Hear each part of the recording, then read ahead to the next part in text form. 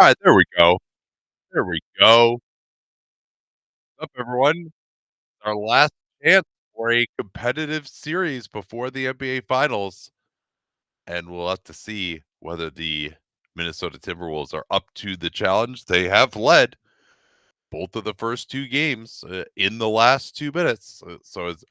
Even though Danny and I have both felt like they've had the run of play, or the Mavs have had the run of play, excuse me. It's been a very close series nonetheless, and certainly with Luka questionable again with some swelling in his knee, soreness. And perhaps he won't be able to give them quite as much. And he, of course, was the one who controlled everything over the first 2 games or so.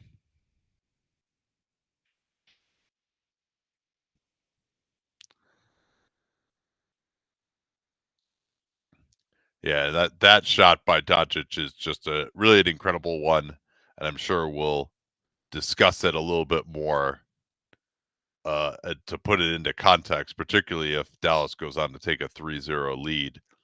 But there have not been many such shots this late in the playoffs to go from down 2 to up 1 with the shot clock off. That is a pretty huge shot in terms of changing the win probability.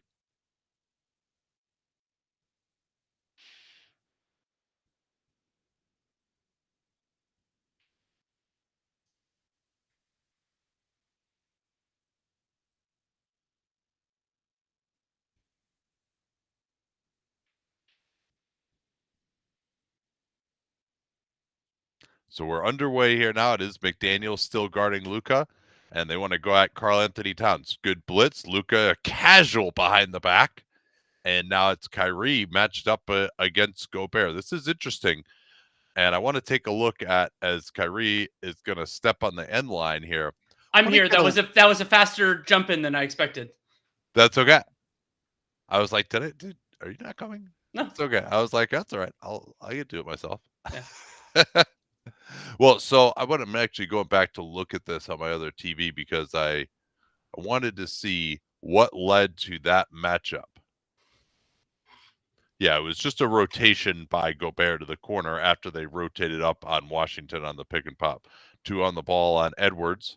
Now Towns going to try to attack, and there's another stop for that Dallas rim protection. Looked like Gafford might have got hit in the head. He's down. I'm happy Towns at least attacked quickly there. Yes. And now Gafford loses it in the short roll and will go the other way. So Minnesota 2 on the ball there again. It was a quick attack.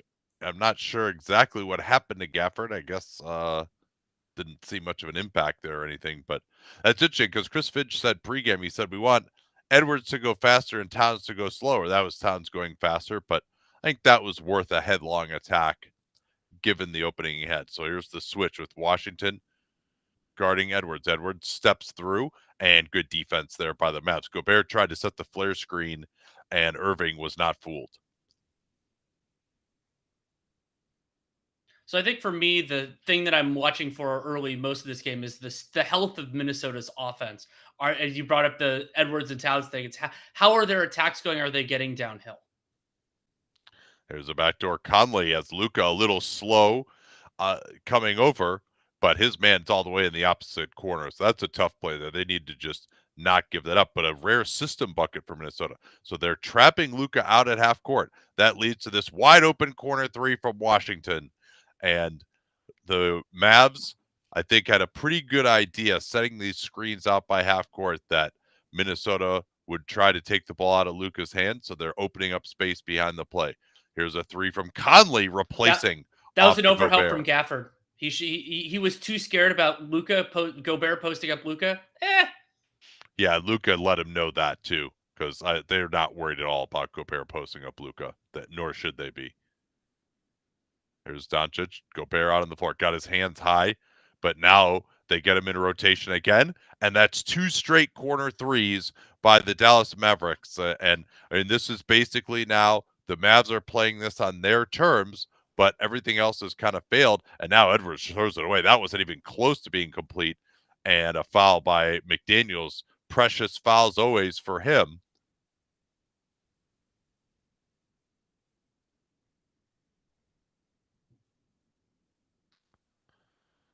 Yep. So they've got to get Edwards coming off of that, what then becomes the strong side corner, to take the roll man, and Gobert has 2 on that side. Luka waves him away. He's got Conley on it. Yeah, Gafford, he really just doesn't get it sometimes, as Luka's going to just drain the 3 over Conley. But that's again, Gafford just, there's a certain level of recognition that you need to have of an NBA player of what is a good matchup and what is a bad matchup and how do you respond. So he overhelps on the Gobert post up on Luka, which is not a bad matchup, and then he goes to set the screen to get Luka blitz when he's got Conley on him. That's a good matchup. You don't want to mess it up. Edwards not close on the 3. Doncic has it in semi-transition. Gobert did well to get back. Doncic's going to fire from way out. Oh, that was ambitious. That was it was a heat check, and Luka has earned some of those, but Yeah, and Edwards is forcing as Conley, they go under on him, just rims out the 3. Now Jones crossover on Conley, and it's loose into the corner. Washington missed, rebounded by Jones. Wide open 3 by Irving, and that misses. So the Mavs have now missed 3 straight threes after they opened with 3 straight makes. And other than Doncic's 3, the last 5 or so 3-point attempts have been very good looks for the Mavs. And there's Edwards on the attack. Gotta get my second TV synced so I can let you guys know how these are all happening.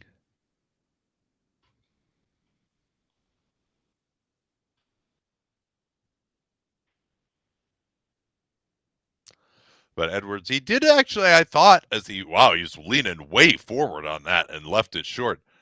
I thought that Edwards actually began game 2 looking pretty good. Same. I thought the first half or so he was getting closer to the rim, putting some pressure on, generating better shots. But then that I thought really toned down in the second half.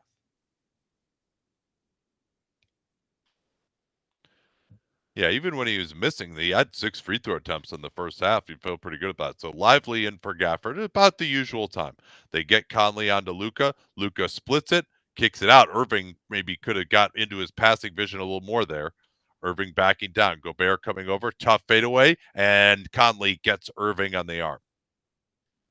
These have generally been low foul games, but we'll of course keep an eye on it. That is the second team foul in Minnesota, first on Mike Conley. Ooh, that doesn't look like a lot of contact there. Where does he get him? Is that high 5? Unless he got the elbow beforehand, maybe the angle doesn't show it. Yeah, I can't see anything there. I think that looks like high 5 contact to me. You could tell better from a baseline angle. But I don't think he gets his elbow as I looked at it again.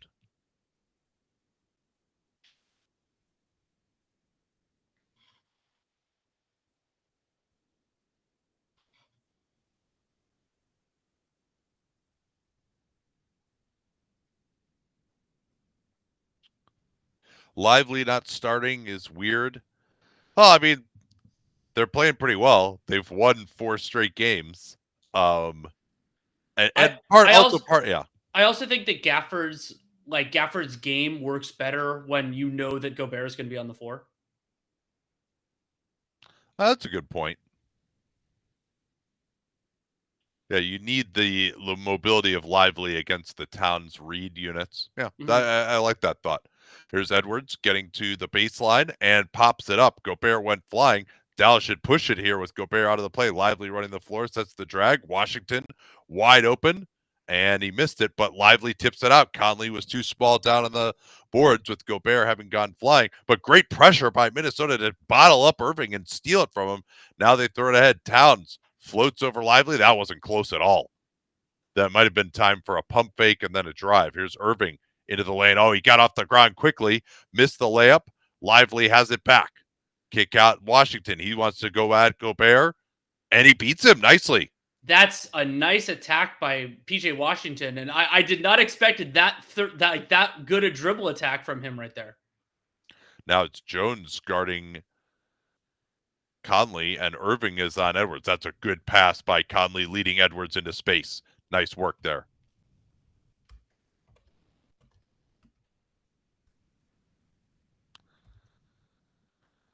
Everyone waiting for the under 7 timeout. Doncic behind the back again. Here's Washington, kicks out. Jones flies by. Towns underneath Lively, and Gobert gets dunked on. But I actually don't like the Mavs. That they executed very well there. I don't mind that look for them with the likes of Jones going in a 2-on-1 with Lively against Gobert. They just executed it really well that time, but I would challenge them to continue. Towns corner a little too slow, but doesn't matter. McDaniels drains it over Doncic. Yeah, withering pace here earlier. I think we've had only one stoppage. Is that right? I believe so. With so a double team there. So that's going to be interesting. I would go back to that. Although I guess they got Conley on Irving first. But yeah, they went for the double team off of Irving. That'll be rather interesting if they keep up with that. Going to go grab myself a tea here, since apparently both of us were a little late getting started.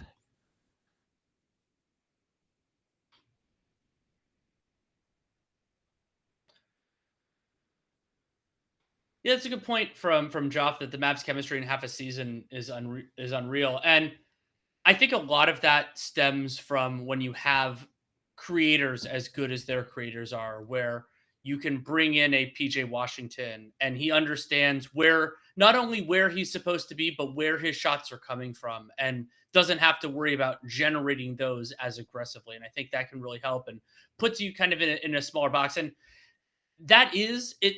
All stars are different, but that is something that star players do, is they make part of the reason they are so valuable is not only in terms of what you can build around, but it's also putting those players in situations where they can succeed. And I think that not only Luka, but also having Kyrie, who is, of course, not Luka's centrality within the offense, I think that's extremely important. With how good the Mavs look, is the fact that the Clippers went 6 with them basically without quite impressive. Sort of. So I think the Mavs were, to an extent, still finding themselves. And the other thing to remember about that series is that the Mavericks 3-point shooting, with looks that as I remember it, were not significantly different in quality than what they've gotten otherwise. They just weren't going into the same rate. When you look at the games that Dallas lost in that series, they were just they were getting looks and they basically missed shots for a quarter or a half at a time. And that's really hard to overcome. And so I think that's an important part of this, is it's a make or miss league. And if you're going to have games where you go 2 for $1 billion, then you're going to lose a lot of those games. And that's just the way things are. I agree with Finch's comments that Edwards needs to speed up and Towns needs to slow down. No, I don't. Actually had a part of the conversation I had with Jared Dubin, that was a Real GM Radio that got released probably about, 6-8 hours ago. I talked about how Towns attacking quickly. I mean, there's a difference between there's be quick but don't hurry, is the old Wooden quote of there's a difference between being fast and rushing. But I thought that some of the best stuff that Karl-Anthony Towns did in the second round was late attacks late in the clock where he didn't have time to dawdle. And I thought that worked well. With Edwards, quickly versus slowly, I think that might be something that Finch understands better than I do. I haven't noticed that his the quickness affected the quality of his attacks personally.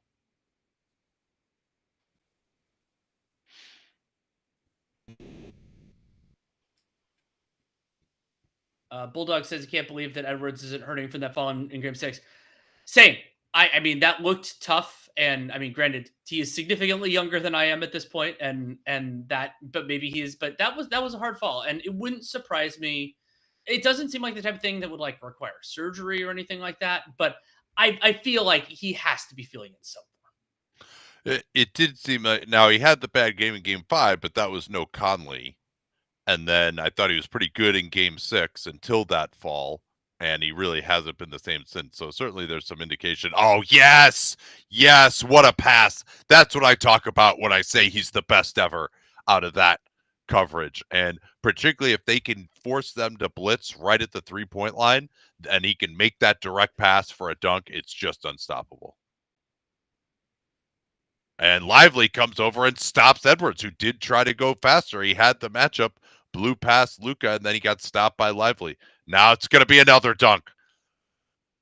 Transition for Dallas, and they look unstoppable early here. And going back to the last Wolves possession, that's the danger for Minnesota of Lively being able to be so close to the basket. He didn't have to sacrifice anything to make that block.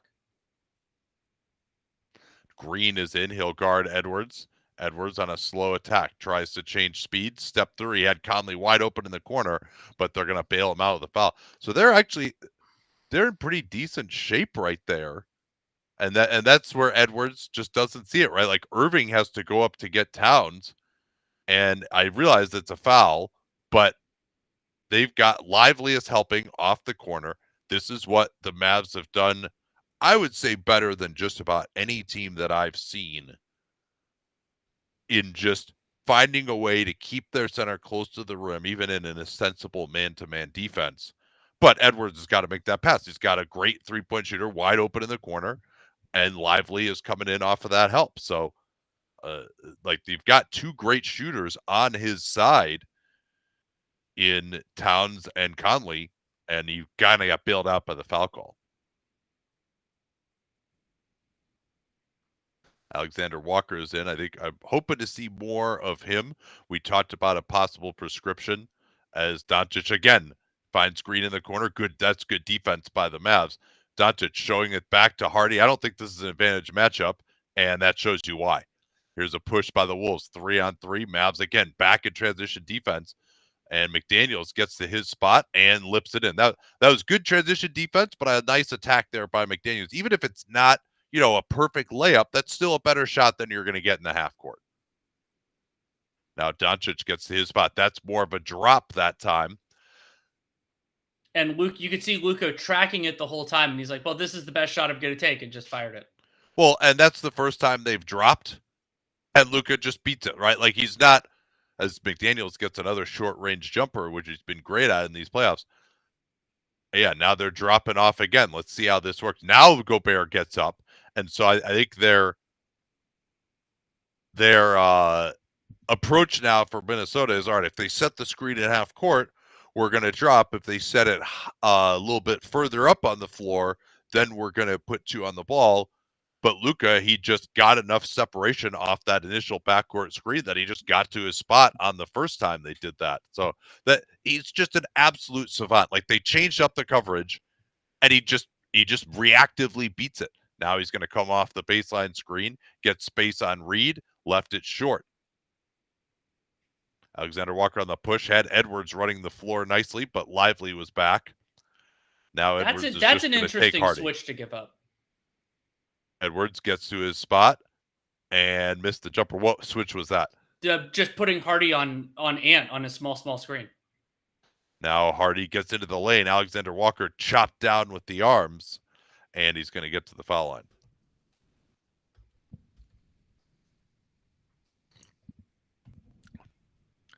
Yeah, going back to this question of whether the Celtics have had the easiest path. Talked about it after the Halliburton injury on Dunked On a couple of days ago, but it's right up there in the modern era, which began in 1984 when you had 16 teams making the playoffs. Man, could you imagine how we would feel if 16 of the 23 teams made the playoffs today? We're talking about the regular season being diluted. Like the Bulls, Michael Jordan missed the whole year. It was a Bulls team with just absolute crap. They made the playoffs in 1986 for him to get that 63-point game. There's a steal by Green, and he can't keep it in bounds. 12 to shoot here for Minnesota. But they didn't have Michael Jordan for the entire season. Their second best player was Orlando Woolridge, and they made the playoffs. Uh-oh. Well, this Conley often rests around now, so maybe I shouldn't be freaked out. Yeah. But the fact that he's going back with someone is not a great sign. Yeah, you guys should everyone who's interested in this subject, the definitive piece on it, which is better even than I probably would have done if I looked at it for the pod, is Zach Cram's piece on the Ringer. I think it was probably inspired by O'Connor's tweeting about it, but he had like a good formula to adjust for injuries and stuff. Dan linked it in the Daily Dunks too. So just read that piece if you're more interested in it, and we'll try to concentrate more on the game. And this is the third team foul on the Dallas Mavericks, each on a separate individual. And there are 4 team fouls on the Minnesota Timberwolves, each of whom by a different individual. I'll mention when somebody gets to 2. Is Maxey not going to be available if they make the finals? Maybe he would be by that point. That'd be about a month. Like, that's not an insane amount of time to return from a sprained AC joint. We don't know the severity, but I wouldn't rule it out. I wouldn't rule it out, but we have heard absolutely nothing so far. Doncic just going to step. I mean, what? That's Jaden McDaniels, all defense, trying to hound him. He doesn't even need to run a play. He just shoots a 3. Yeah, he definitely has blood in his eyes in this game right now, as we're going to get a little cheapy on Hardy, who gives I don't know if that was a sarcastic clap or not for Tony Brothers, but that's a Tony Brothers style of foul. And again, that's Luka going to his right. How's it going so far here? Dallas's offense is looking very good. And like even some of the shots they've missed have been pretty clean looks. Like you've got catch and shoot threes by guys who can make them. Minnesota's offense, I would say, is looking healthier than it did overall in game 2. With game 1, remember, they actually did pretty well in the first half. But I would say if Dallas's offense plays this well, it's going to be hard. Like Minnesota can win. Like it's a hard road to go because Minnesota's offense just has a lower ceiling than Dallas's offense does.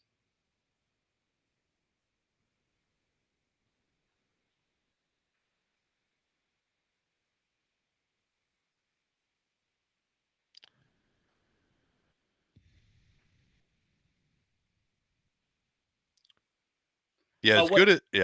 You go ahead.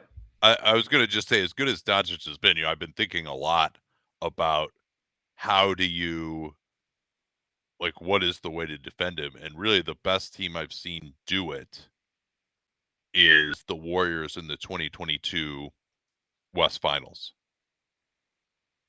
And they, it was interesting that Kevon Looney at that point, who was, couldn't guard, say, Ja Morant earlier in those playoffs on a switch, was able to guard Luka. Like Looney at his peak was such an interesting guy because he's also sort of a slow guy, position guy, good length, not going to go for that many fakes. Also, Luka can't quite like bully him physically. So they were actually comfortable with him switching. But really, like, other than switching, there's just no other way to do it. Well, the other thing too is, they try to go at Steph a lot in that series, and but that was Reggie Bullock setting the screen and playing 40 minutes a game, so he might get a pick and pop 3, but so I would be fascinated to see how it would go for that Warriors defense against this version of the Mavs.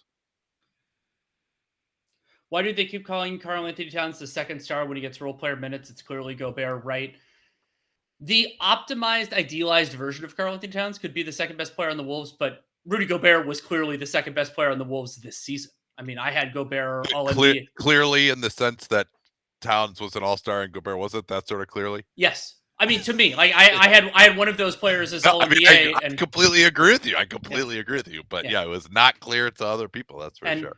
Some of that is EA points. Some of that is other things. And it is so, even though you and I both have the general idea that is particularly in the regular season, like generating good offense is more valuable than generating good defense. It is ludicrous how like Rudy Gobert, like how little attention he got for all NBA. I'm not even going to say specific players who got that attention at his position over him. I said that too much, but he was the defensive player of the year and was like not terrible on offense. That sort of player should be in all NBA consideration and like a deserving defensive player of the year, not a Marcus Smart defensive player of the year. This is a deranged stat that they're showing here. Yeah, that's incredible. Yeah, and I felt, Dallas, and I think it was a seminal moment for Kidd too, as they lost that game 4 in the first round without having the rim protectors on the floor. But I think it's so he basically has gone with one of those guys for every minute since then. Of course, Kleba getting hurt changed things too. But so Doncic is now hiding out on Anderson. Alexander Walker still has just been not able to get going in these last 5 games. Another underrated aspect, I would say, of these struggles. Here's Reed just firing immediately, and Hardy skies for the rebound. Dallas looking to push it to a 3-possession lead here. Towns is waiting to come back in. Doncic changing speeds. Anderson has probably actually been maybe their best individual defender on him, but he has a lot of other concerns. Anderson, good contest there. Got a piece of it. Maybe that you just got to be slow to guard Luka. Here's Edwards, gets off the ball. Anderson, he's killed from that range, continues to do so. Yeah, maybe it's the deceleration. Also, both Anderson and Wiggins have really good positional size and strength. Good screen by Gafford. Doncic getting Anderson on his back, and then he plows into Reed underneath. Weird play that time. Also, Gafford's second personal foul. Yeah, that was a clear foul. And so what's happening there, an interesting strategy as well. Look where Reed is. He's guarding, like he's not guarding a baseline guy. He's guarding Derrick Jones Jr., and Naz Reid is standing in front of Gafford so he cannot roll to the rim. That is fascinating. Here's Towns on the pick and pop. Oof. I mean, that's his shot, right? Like, you can't complain about it. Irving back in. Alexander Walker got a hand on that dribble. Now Kyrie going at Edwards. Loops it out. Good job by Irving replacing. That was Steph Curry. Steph Curry relocation. That's what it was. Yep. Oh, that's nasty.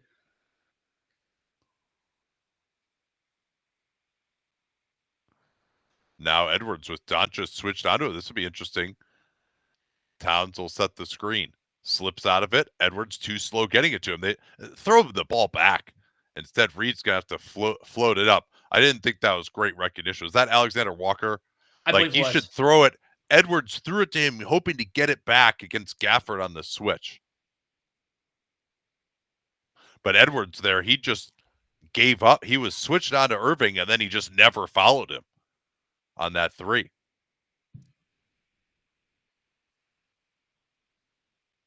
There's Jones rolling out of there. Towns comes over, and a trip by Reed, who has been struggling a little bit in space here these last couple of possessions. And this will be free throws because that's the 5th foul in Minnesota. Only player in trouble is Gafford with 2. He's staying in the game, which I think it's sort of a similar thing to the idea of that coaches are too reluctant to play guys that don't close. I mean, we don't know if Gafford is going to close or not, but you can just shift a few more minutes to Lively later on if you need to. Now, if he gets a third, you take him out. So, yeah, now I continue to think they're letting Doncic off the hook here too much. Like, they just switched Luka onto Edwards. Now, the other thing that needs to happen there is Edwards got to go right away, because then they're going to really try to get, like, the boxes and elbows going. And if you don't know what that means basically you got guys standing on the boxes, the 2 blocks, and on the elbows to essentially gap off of guys and not let him get penetration. But they're very attuned to do that once an inferior defender gets switched on to Edwards. So that's why you go immediately at Luka, particularly because he's pretty bad in speed matchups. That time, the pass was too high for Reed off the post up against Green, and Doncic just lost it. That was Anderson. Gets it back to Edwards for showtime. And so Dallas blowing the close to quarters. They were trying to get the 2-for-1. Minnesota's ready for it. I'd like to see a reverse angle. I thought Anderson caught Luka on that steal, but maybe he didn't. Lively. They force Irving towards the baseline, and he reacts beautifully. They're trying to topside him there through Alexander Walker, so he goes backdoor. That's, again, an element that Lively provides me that Gafford doesn't. Just a little bit of playmaking out of that position. So now it's Edwards guarded by Jones Jr. He's going to try to blow by him. He does. Goes in, slows down, has to spray it out, Good screen by Anderson, and Alexander Walker finally gets one. Sometimes the feeling of freedom that comes at the end of the quarter for a struggling shooter can really help. You know you have to shoot it. You don't feel guilty about it. A possible miss. And maybe that can get him going because they desperately need him. Yeah, the support players, if you want to call it that, for the Wolves are going to need to step up. And having a 28-point quarter, that's not fantastic, but at least they're maintaining touch. I thought Dallas's offense looked great overall in that first quarter. 135 cleaning the glass offensive rating for them, and that does not include the last possession. 135 half court offensive rating because Dallas basically didn't have much. They didn't do much in transition during the first quarter.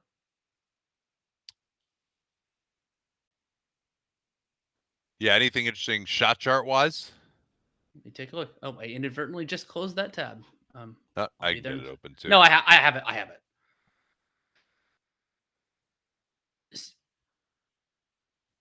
Dallas generating 4 corner threes, making 3 of those 4, and I think they had one that was really close to a corner 3. It was like I think Jones had one like right at the break that they're counting as an above the break 3. And then something else. I mean, we've talked about Dallas's rim protection. I like to think about the ratio of restricted area versus upper paint. 3 restricted area to 6 upper paint for the Wolves. 6 to 2, so more restricted area, less upper paint for the Mavericks. Alley-oop dunks, of course, a part of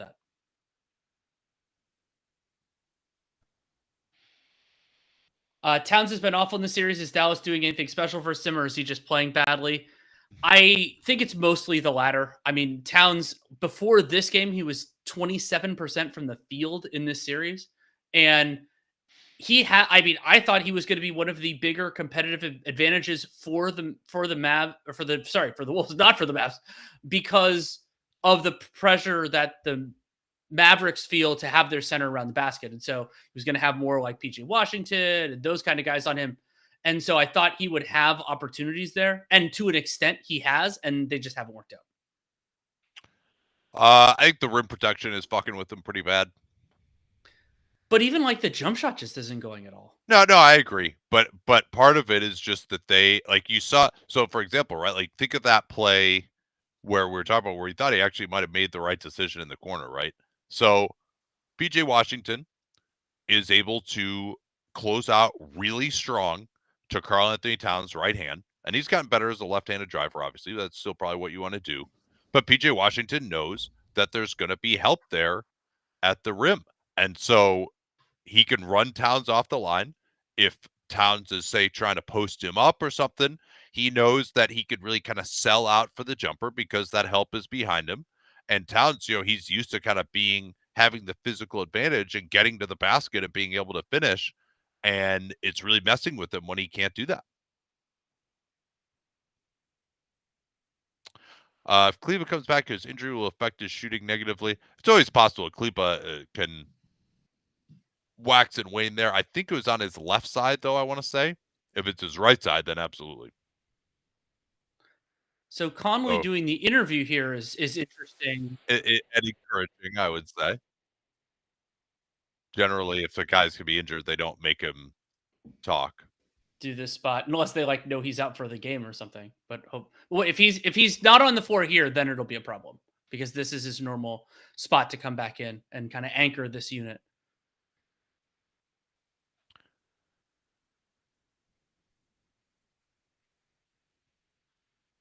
So it's Anderson bringing it up. Conley is in with him. Reed, Towns, and Alexander Walker. Towns on the drive. And that time, Lively gets hit. Arms go down. I think generally you can get the benefit of the doubt from the arms coming down a little. But he starts off with the arms very far down. So that's the right call. Was Towns... Oh, Towns' leg, though, was high. Yeah, I mean, and Lively, that's a rookie move. You got to go down. Sorry, he's still milking it here. Would you consider a timeout here as kid just to have him look at it? Oh, so they are going to challenge.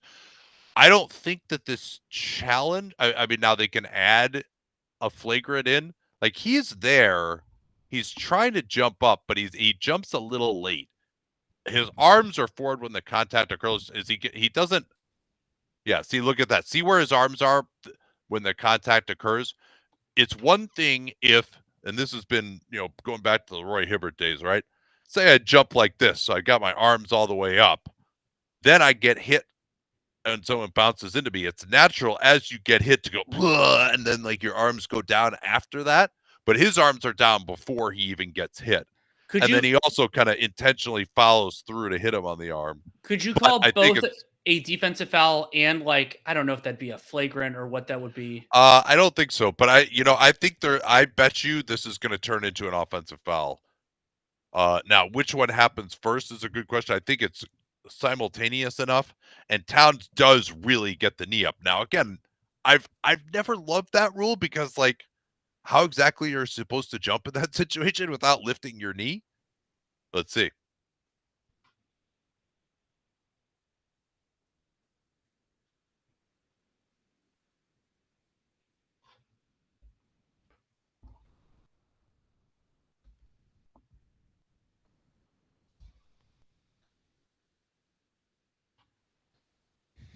All right, so part of the normal shooting motion. So Tony Brothers. Tony Brothers, like-minded to you on the way that goes. Well, it's interesting because he actually never gives you an explanation, and we actually got a good explanation on this one.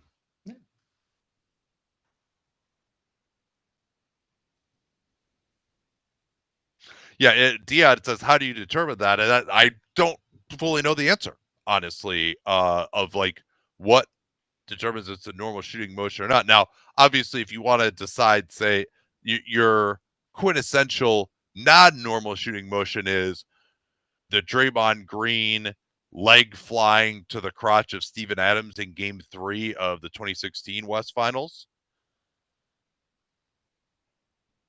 Oh, so apparently Kleba's shoulder thing is his right shoulder. That's not great. Yeah, okay. Yeah, I was trying to replay the play in my head. I couldn't remember it. I just remember how bad I thought that fall. And that was a player who kind of it wasn't like an undercut, it was something even weirder than that, right? No, I think it was just like a normal like attempt to draw a charge from what I remember. A pretty ridiculous one. Yeah, I guess I can't really bring the play to mind. Maybe I should just watch it. There's discussion about who is the Mavs' third best player, and part of what makes them fun is that it totally can change. So I thought per minute in the regular season, like once they got him in the trade, I thought Gafford was better than Lively. Like I thought Gafford's rim protection was a big part of why Dallas was so much better in that. But game to game, honestly, sometimes quarter to quarter, it can change a whole lot. But overall, like in the playoffs, I think it has been Lively.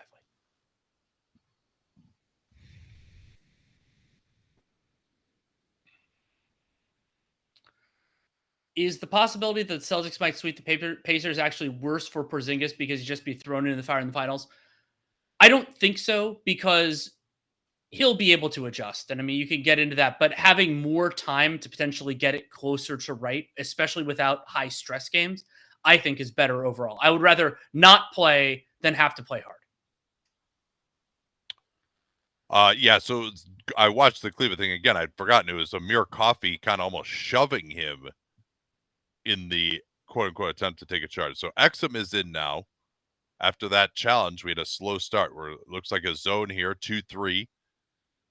And Irving just eludes Anderson in the corner. That was odd to just try to deny that pass like that by Anderson. Now they match up man-to-man off the offensive rebound. Irving working Anderson. Anderson staying with him nicely, sprays out. Late clock, Hardy gets the space on Conley, and Jaden Hardy continues to provide just that little slice of offense for the Mavs with Kyrie or Luka on the bench. Another button that Jason Kidd pushed well midway through the playoffs. 100%. Now Conley, good job by Exum not letting him use the screen. And a drive by Reed, and that's a nice lefty finish by Reed. He's really become a solid left-hand finisher. Edwards is already at the table here. I think he went the whole first, didn't he? I believe he did. Irving getting off the ball. Hardy almost traveled. He's trying Conley. And offensive foul is called. Not sure who they're going to give this to. Is it Hardy? Or is it something going on in the lane? Let's see. I guess they're saying it was Hardy knocking Conley's arm up, but Conley is getting pretty physical with him before that. I don't love that. Now, I mean, we don't get a great angle on it there, but I didn't see anything that was Well, particularly. JCK can't challenge it. Yeah, it's his first missed challenge in a while, huh? I believe so. I wonder if there's something to the idea that once you've lost your challenge, you get a worse whistle because they can't challenge it anymore. I wouldn't think so, but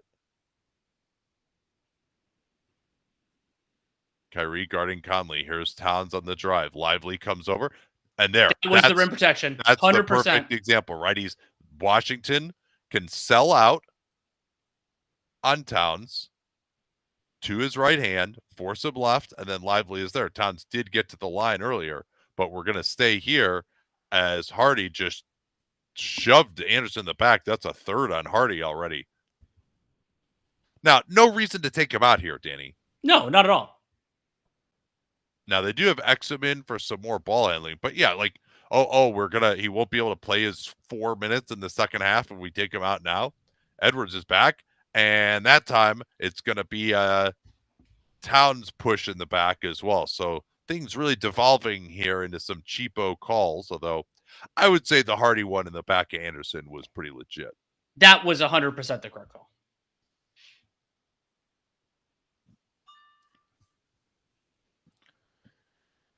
They get Conley onto Kyrie. Now it's Lively, sprays out the pass. Beautiful decision there by Derek Lively. Like that, to make in that short roll situation, to make a play that's not in front of you is very advanced stuff for a center.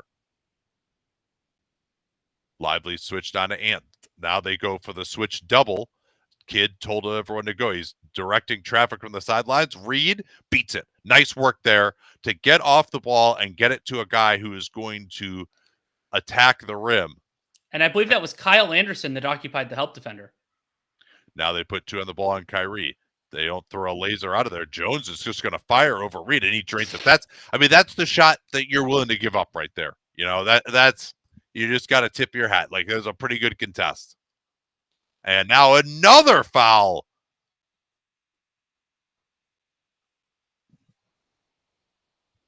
See if I can catch it here.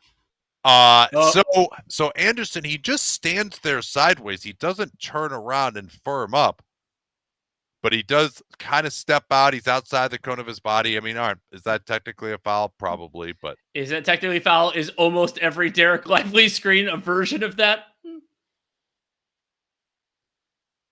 And goes for the wave away, off. And, there is the technical. It was funny. I saw the wave off, and I'm like, in my brain, I immediately go, "That's a technical," and then I didn't say anything. But yeah, you know, if Tony Brothers is at, you know, bearing 275 from Kyle Anderson, like, I think that wave away was kind of more like bearing 268. Is that really in his direction? Because you're allowed to wave or air punch as long as it's not directly at him. But the problem is that the wave away was right at Tony Brothers. Like the hand was right at him. Here's Irving. And that time Towns, it's just Irving stringing him out. Towns is desperate to get back, but eventually Conley's not back in front of him. So Irving was able to just go right into the space that Towns vacated. And by the way, this is a +5 second quarter for the Mavs without Luka on the floor. Yeah. Here's Conley. Anderson on the handoff. Conley gets into the teeth. Right hand floater over Lively. He had to rush it. And now who is down there? It's Lively. He's holding his head. Yeah, so yeah, Lively, I didn't see what happened to his head. He lands on the foot of Conley, but that could change this series. Hopefully it's nothing of consequence. So he's going to go down. Oh, and then, that's no good at all. He really got kneed in the back of the head by Towns. that right knee of Towns has not exactly been kind to Derek Lively. And Towns, I mean, he's nothing untoward there. That's He's looking bad. up. He doesn't even see Lively because he's going to try to grab a loose ball. But I am very fearful we're looking at a severe head injury. I mean, not severe and like a life altering, but like one that could possibly change this series. And of course, they're missing Kleba already. If he's going to be out, that's Gafford starting, who hasn't been as good as him. And then you're probably looking at going either Dwight Powell or you're looking at some PJ Washington at centerman. I guess they'll probably try Powell. It's going to not work. And then they'll try PJ Washington at center. I mean, you hope for the best. You hope for the best, but that looks like a concussion. Yeah, I mean that's like he's trying to jump here and bring in his. Oh yeah, I mean the way his head snapped forward and the fact that he's still down like that too and still holding his head is extremely concerning. Oh. Oh.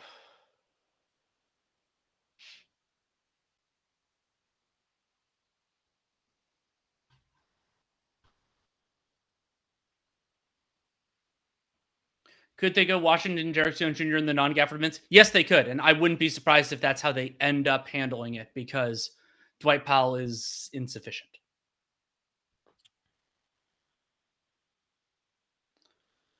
Yeah, so this is, I mean, head injuries are tough to figure out, but the fact that he's still down like this, did he have a concussion this year as well? I think he did too. Let me look that up.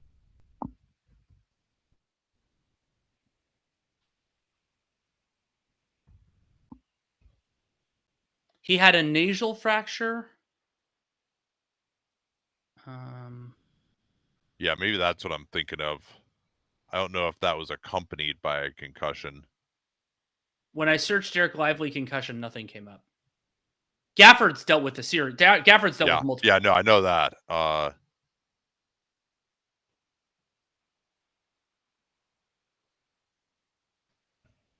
So yeah, I mean, it's just I don't know where he's at right now, but I hope to be wrong about this, but this feels like something where he's going to get diagnosed with a concussion, and that will probably put his. I mean, this is game 3.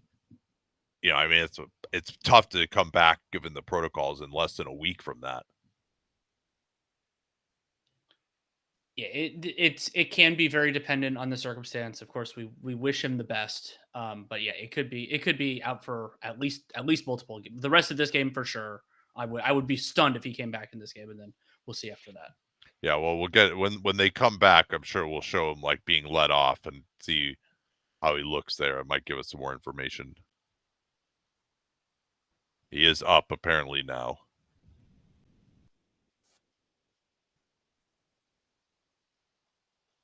Yeah, just a terrible luck play. He contests Conley's floater. Conley lands before him, so he lands on Conley's foot. He's going down. And you can see Towns is just getting ready to jump up. And he just gets clocked in the back of the head. I mean, the way... So, yeah, I mean, the fact that he's got to walk off like that, like he's in some severe pain right now.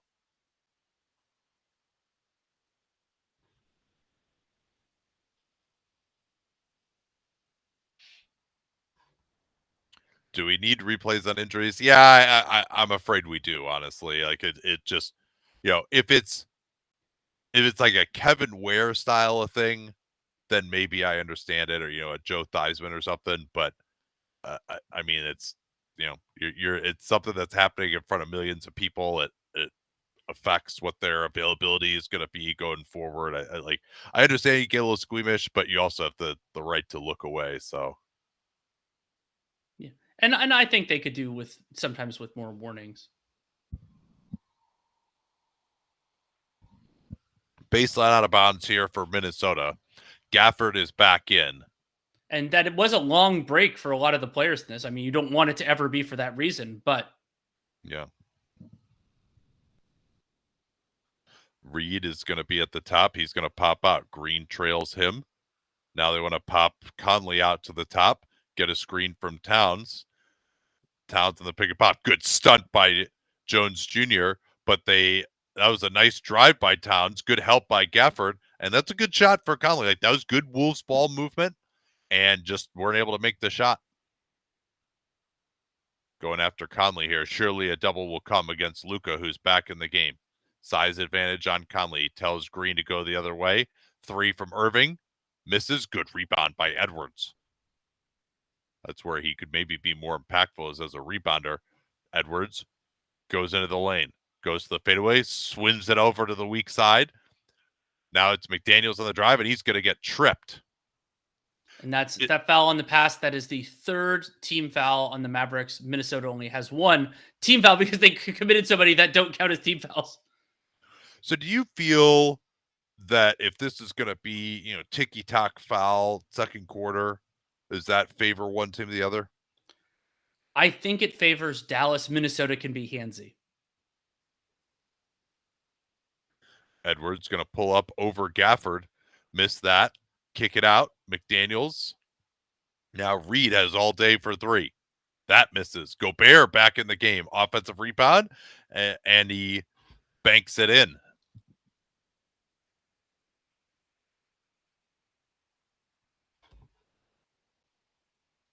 Going after Conley here. Luka rejects. Now he's going to come off at 2 screens. They switch Conley on, and now Gobert comes out, and as you noted, that's not amazing. This has been just an absolute Tony Brothers tour de force here. Not that he's called every foul, but that was a great rebound by Gobert. Even though Jones that's Gobert's second personal. I believe both of them were some version of a push on Luka Doncic. Yeah, and Gobert, they're not guarding Gafford up here at all.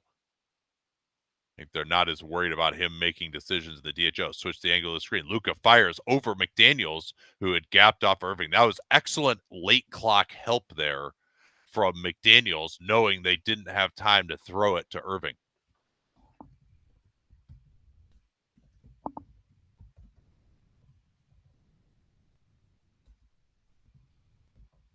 Ant off the baseline screen. They put 2 on the ball, then flare out Reed. That was a nice set play. They're going to get themselves a wide open 3 from McDaniels. That was a really nice set play when knowing they're going to put 2 on the ball on Ant and then setting the flare screen for Reed. There was no additional defender to take him in the corner initially. Doncic sprays it. Jones Jr., corner 3 again.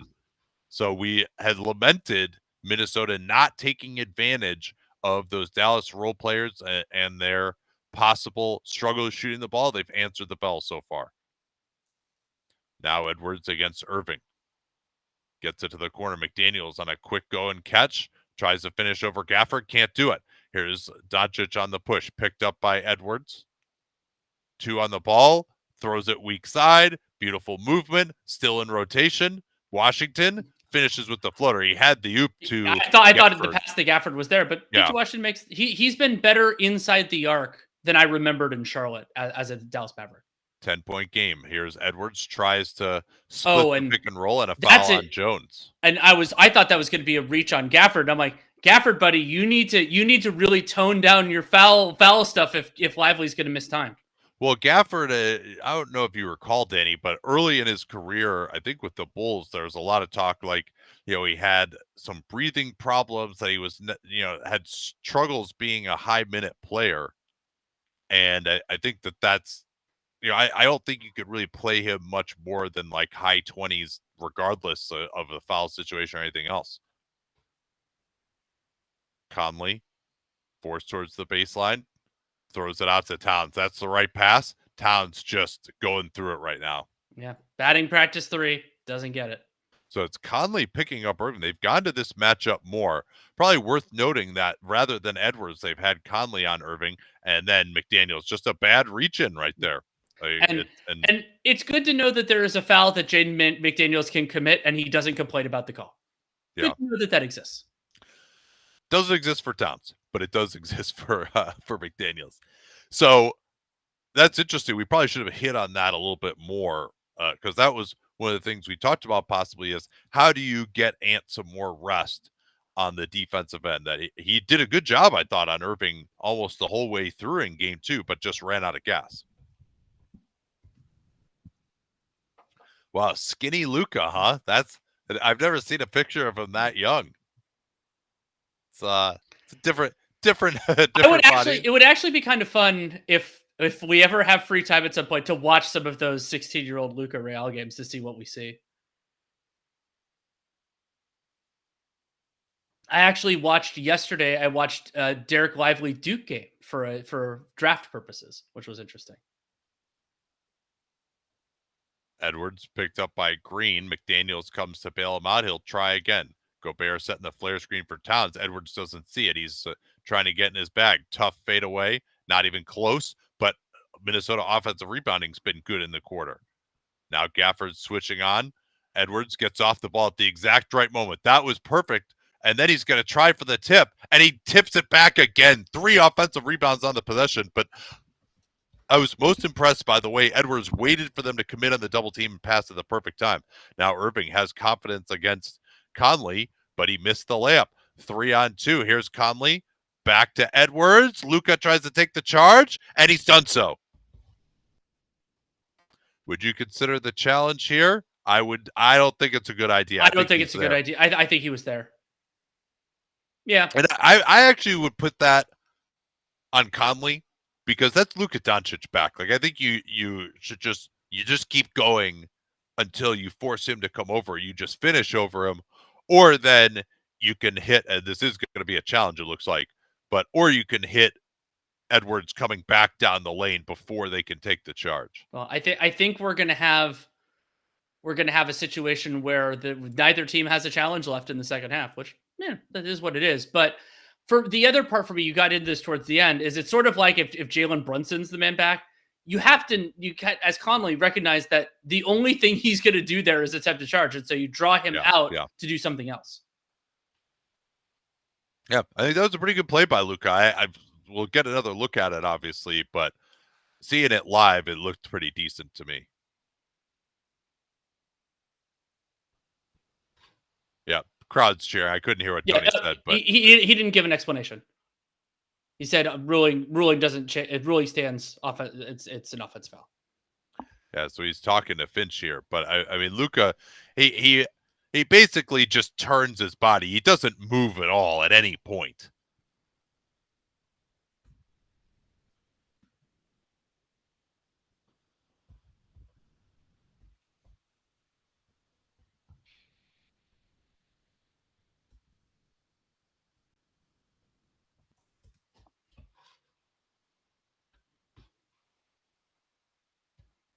So the foul situation so far, Jaden Hardy's the only player with 3.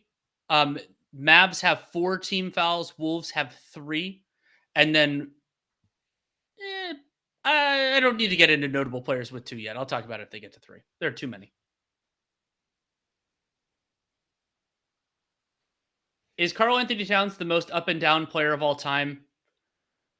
In terms of offensive variance, our friend David Locke has talked about this well. Anthony Davis is extremely up and down. Like it's especially weird for Davis as a dependent talent that you would see that. Thanks for asking about the Dunked On mug. We used to sell them a while ago, and it just was kind of same thing with the t-shirts and stuff. It just was more trouble than it's worth. Like it took us many, many hours to get that set up, and it just, I mean, if you kind of do the math on it, unless we charge some exorbitant amount for the merchandise, we will make a couple bucks off of each one. But, how many people are realistically going to buy one? And so it was just eventually I was like, this probably is not, like, we sort of ran out of our initial run through, and that vendor was no longer available. It's like, rather than set it up again, I was just like, this is probably just not worth it. Maybe it's worth it in terms of marketing and stuff, but I was just like, I would rather just create more content for you guys instead. And in fact, this mug here, I'll show it to you guys. Right. So it looks good on this side. This is actually something that a vendor who messaged me wanted to do. So this looks okay, but look, this side is just there's nothing on it.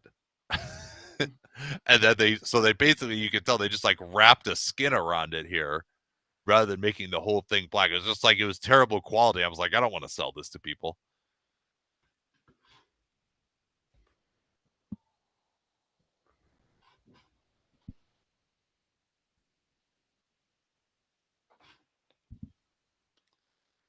Back to a 2-3 zone here, and it is Dwight Powell, the dreaded Dwight Powell minutes. Yeah, Dwight Powell and Green. That's a nice pass by Green to the weak side, but Edwards picks him up. Irving, beautiful footwork, goes at Edwards and scores. That is really nice.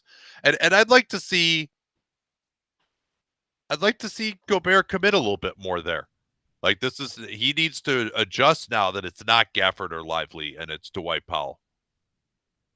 Here's Gobert on the roll, and he scores immediately. They switched that, and that was an excellent pass. They've gotten good stuff out of those 4-5 pick and rolls all playoffs. Mm-hmm.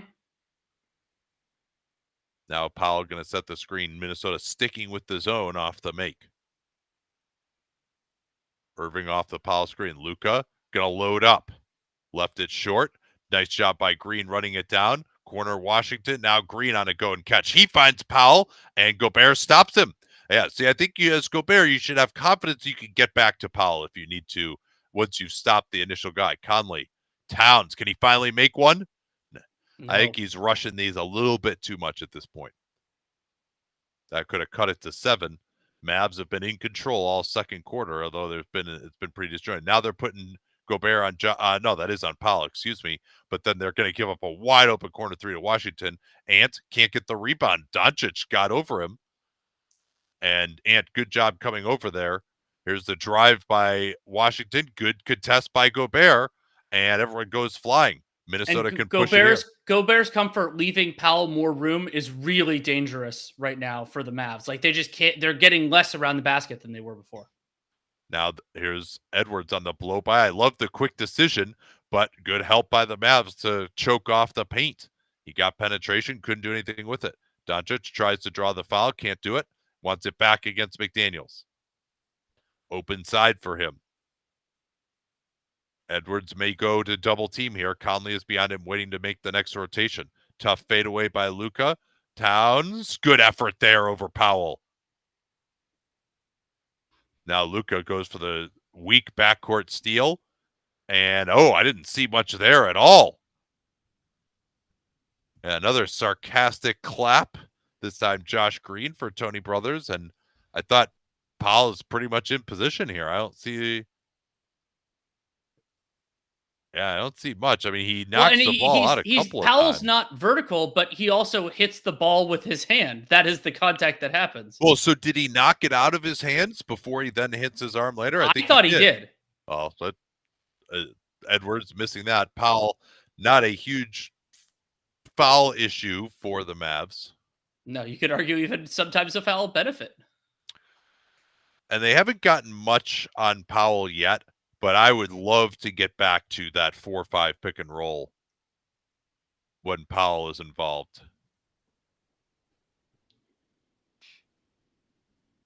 Neither team has scored in some time. Going back to the 2-3 here. The point of this, obviously, to keep Gobert close to the rim. Irving off the screen, going right, and he drains it. And that's because someone is in that corner.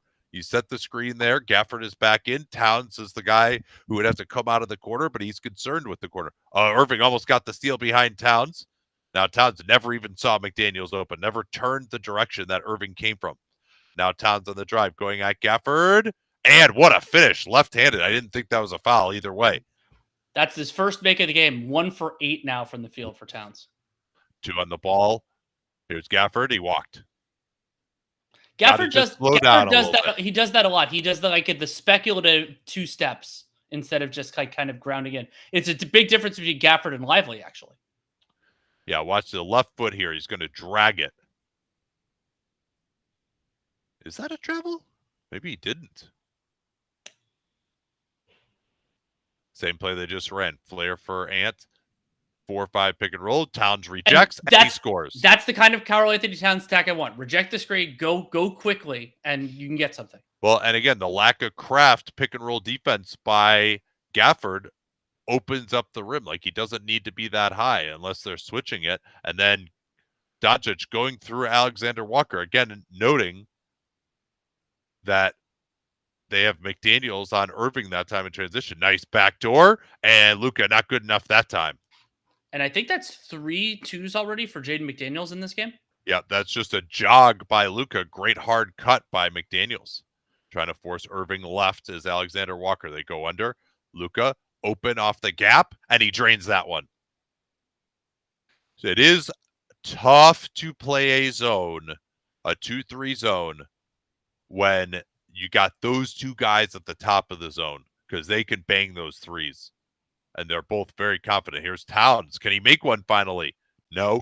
Tip Gobert, and he bunnies it in.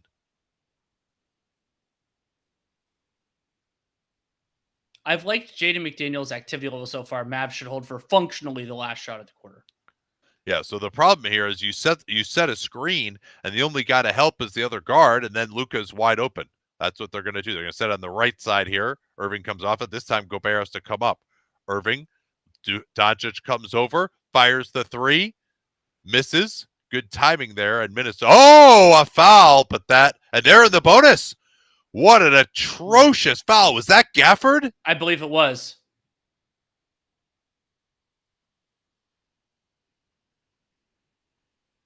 What stupid foul. That is unbelievably one of the dumbest fouls I've ever seen. 0.3. Oh, you better prevent Gobert from getting that 96-footer off.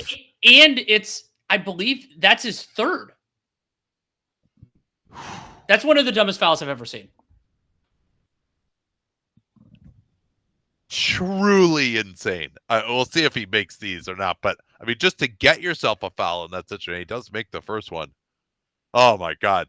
Should we just draw straws for who gets to rant about how dumb that foul was on the pod? Oh, we're both getting straws, buddy. Oh, boy. Oh, man.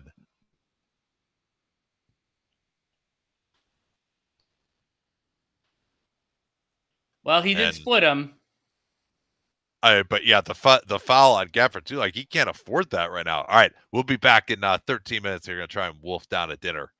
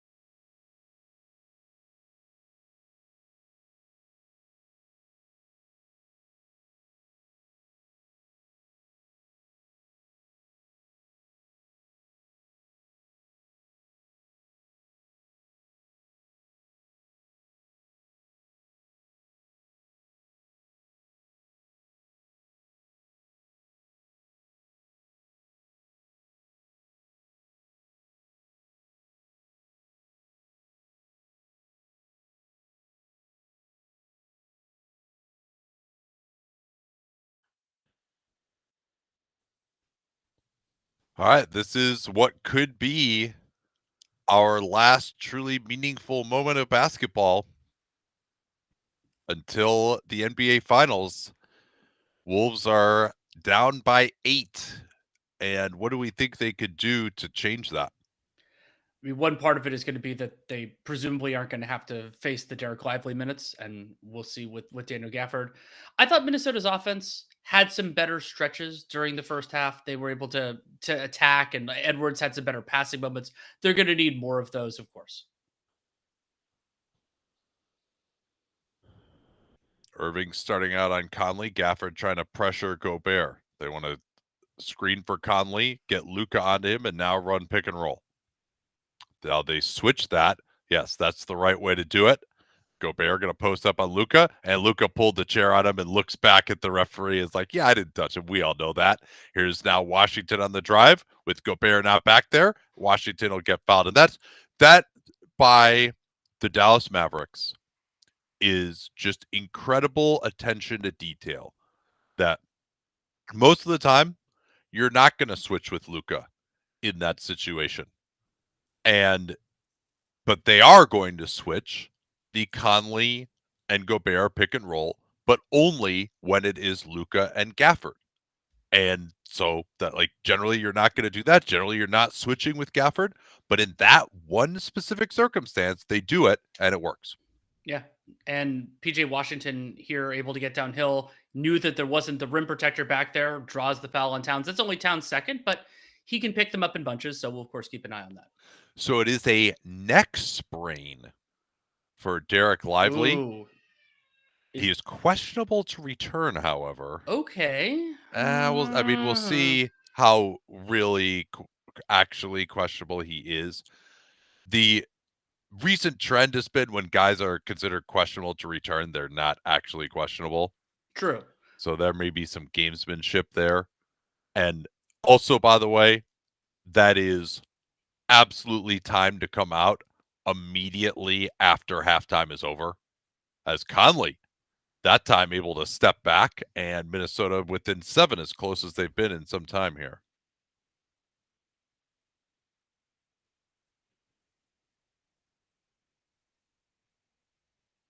Now it's Conley switching on to Doncic. He goes to the basket and is able to go through the arm of Conley and get a foul, but he says he didn't touch him. Yeah, I didn't see much there. Conley's trying to hold his arms back, it appeared.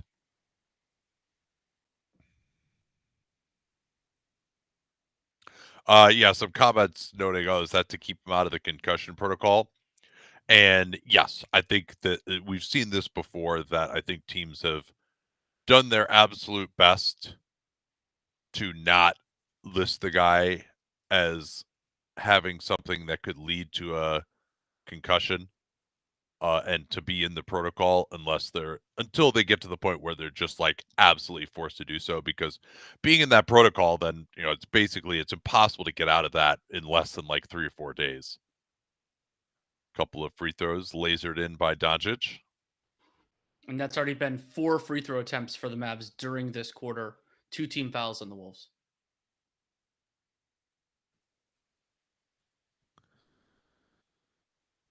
Yep, they're going after Luka again here. Yep, now they switch it, not going into the post. They're going to now try to get Gafford on Ant. So that's a pretty intentional attacking there. And Ant's going to get stopped, but Towns is able to come back and dunk it.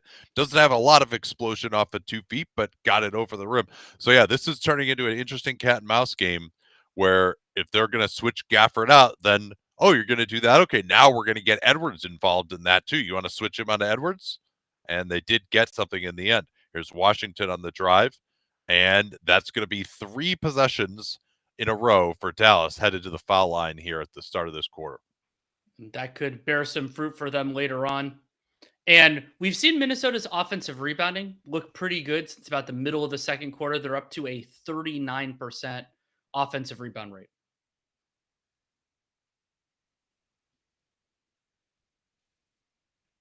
Yeah, I was taking a few notes here on that. What's been happening on the Mavs defensive end for the pod. Any chance the sweep has an impact on Town's stability on the roster long term? Sure, I think everything can. I would be very disappointed if Karl-Anthony Towns were not a Timberwolf, and almost all varieties that trade would be a space saving, like would be a financial centric move. But it's having those kinds of struggles in a high profile situation that can affect how decision makers evaluate a player, everything like that. But I don't think it's like he has to be gone if he sucks this whole series. Here's Edwards into the lane, finds Conley on the Spain pick and roll, and that's the right decision by Edwards. That was really good.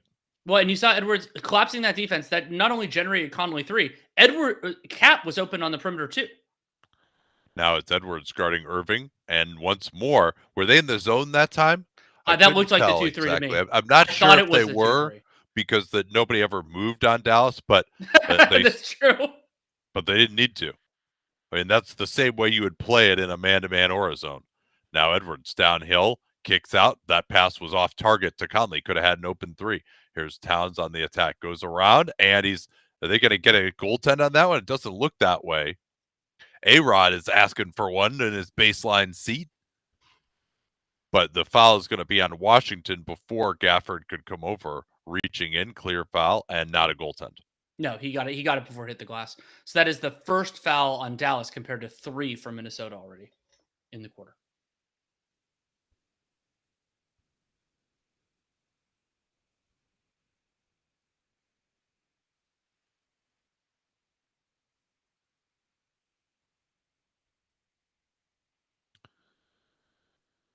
Yeah, Watfo we see lively again. I mean, if he's not back in the next 3 or 4 minutes, I'm going to say no.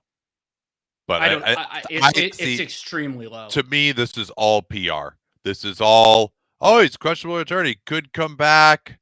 It's PR/gamesmanship. Yeah. Well, right. Yeah. I mean, obviously anything is PR, but yeah, exactly. Doncic. Good dig by McDaniels off Irving, but Doncic's going to go right back at Conley. Late clock, he just shoots over him. And that was pretty good defense by Mike Conley. I would have liked to see more of a dribble attack there. Yep. Yeah, but they were loaded up on him pretty well.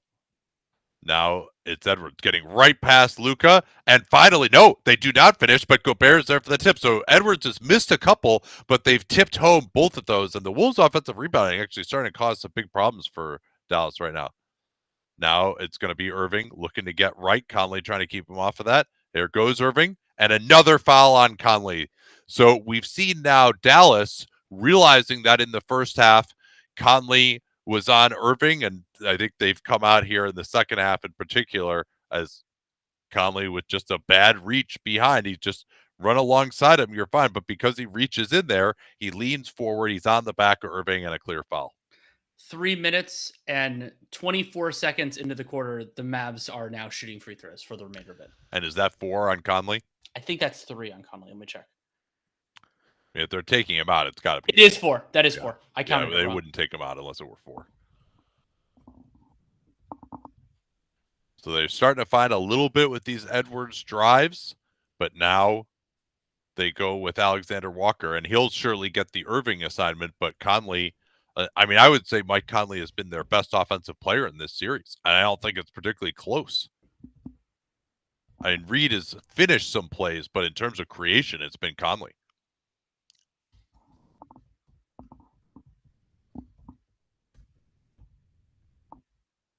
Going after Doncic. Edwards rejects the screen. Powell comes over, goes off the glass, and yeah, we're not seeing Lively again. Powell is in. And what do we have here? A hold as Powell was trying to run the floor. And that's free throws. On Gobert?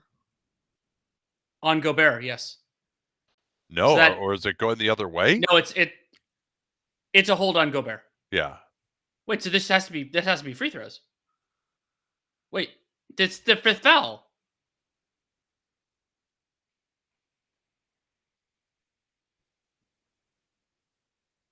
Yeah, I mean, that surely isn't an offensive foul. Like, he is impeding his progress running. But yeah, why? Yeah, there's Powell going to the foul line now. You're right. And it's Gobert's 3rd. Yeah. I would not say the refereeing tonight has been a positive. No. And are we going to get I was gonna say, are we gonna get Reed Towns minutes right now? But this could be a couple different subs. And for Minnesota, I think that offensively, their success has been better during this third quarter. But Dallas already being in the bonus, Dallas finding some stuff too, is going to create some challenges. Yeah, I mean that could That's a just no so call. easily. It could just so easily be nothing. Like the game is not ruined by that play. Especially when it's not really anyone doing more than anyone else there. So yeah, Dallas has shot 9 free throws already in the quarter. I would say all but maybe 2 were legitimate fouls. Edwards, quick go and catch, goes right at Doncic and finishes. Like he needs to just be mashing the accelerator off these catches with Gafford out of the game.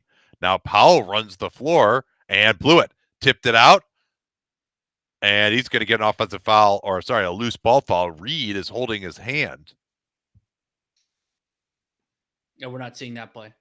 That's actually not a terrible contest by Luka in the end, but Edwards has a lot of athleticism to finish that.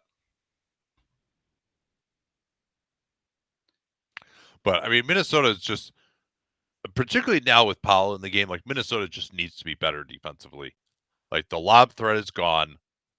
They're not going with PJ Washington Center. Here's Towns rejecting that, goes right in, and he's blown it. He's just got to finish that one. No two ways about it.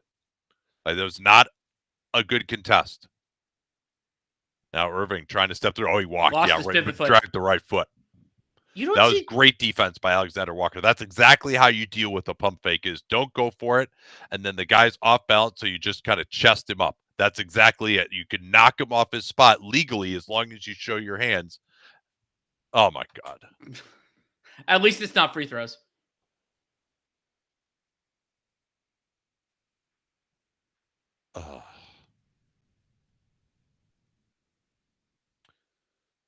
I mean, that's probably a needlessly aggressive play.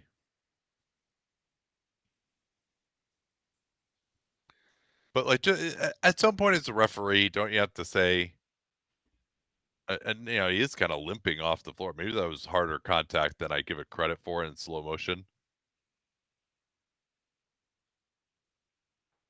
So Gafford is back in immediately here after a short break. That's interesting. And they immediately get it dunked, too. That's fascinating that they went back to Gafford instead of Powell here. I wonder if that's based on Gobert going out. And Gobert is now headed back to the table after they gave up that dunk. Interesting cat and mouse game. Edwards again getting past his man, sets up, and Jaden McDaniels, who has been an excellent play finisher in this series, knocks that down back to 7.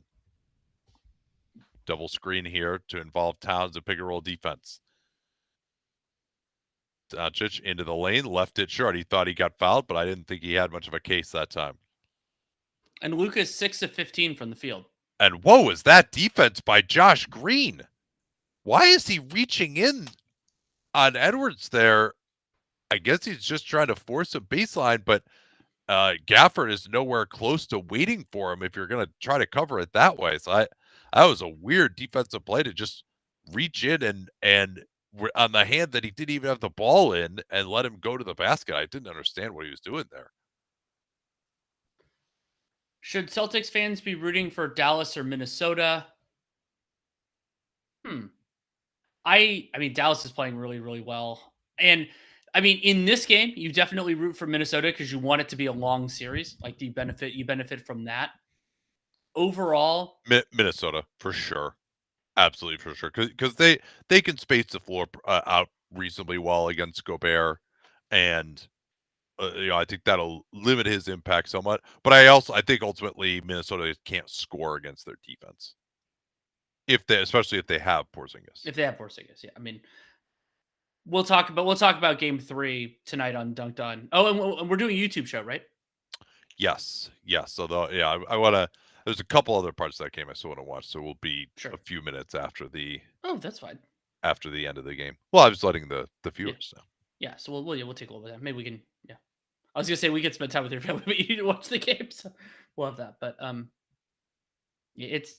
I think that either there are potential benefits for Boston in either series, but especially given how Dallas has played so far, it is always worth remembering though that the way Minnesota would get to the NBA Finals would be a step up in how they're playing. So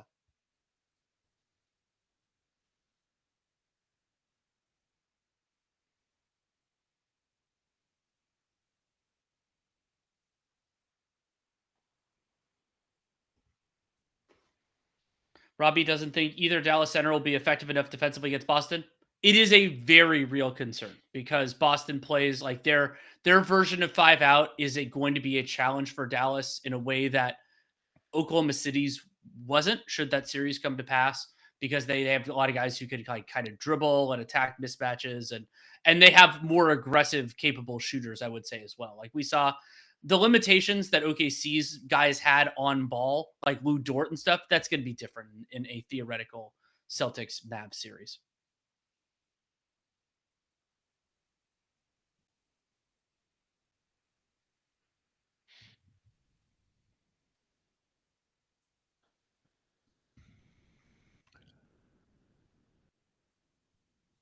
And Dallas Square, and I agree with this too. That agree with Stan Van Gundy that the Wolves are not doing a good job trying to get Luka onto Anthony Edwards.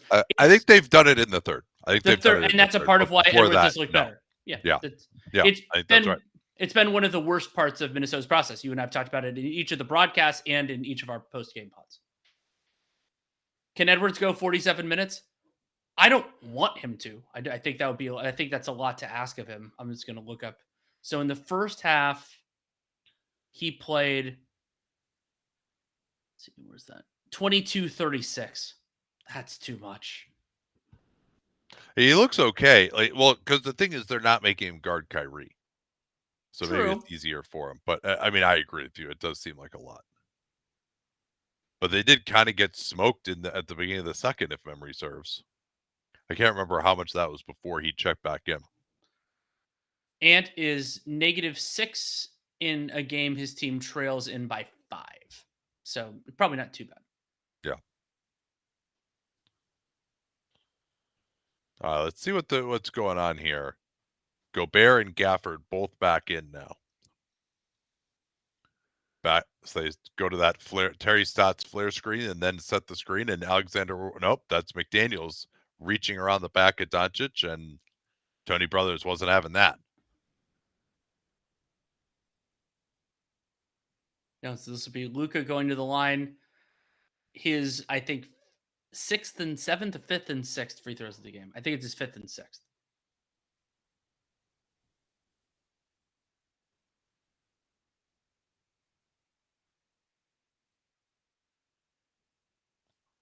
Ooh, that was pretty short too. That was a miss, but that was like a pretty short miss.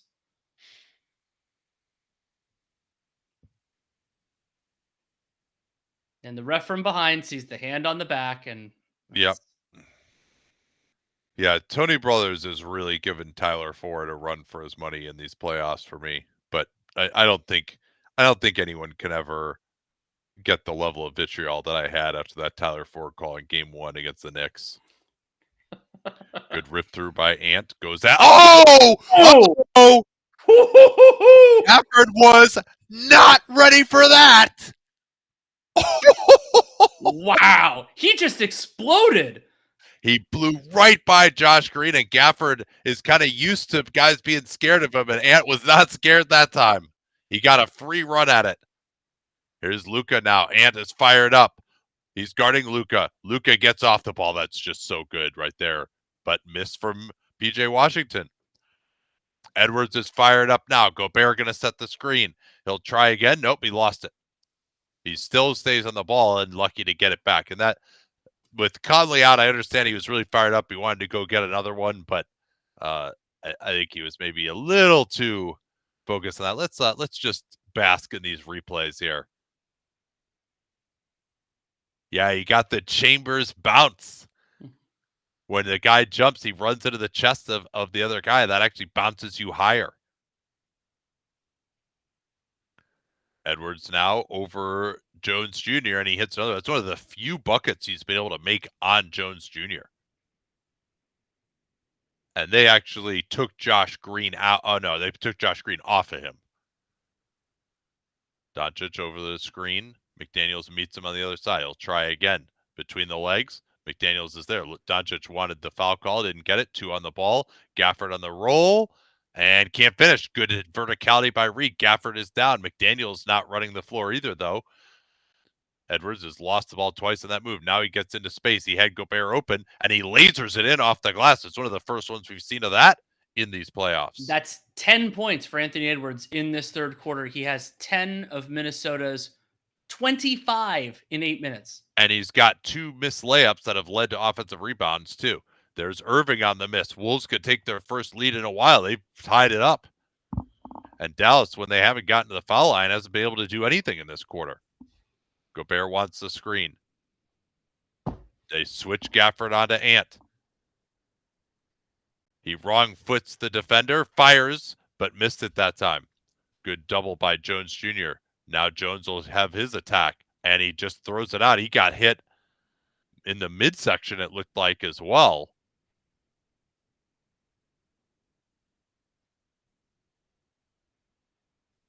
Yeah, Gafford just, he's like, I'm there. He's not going to try to finish.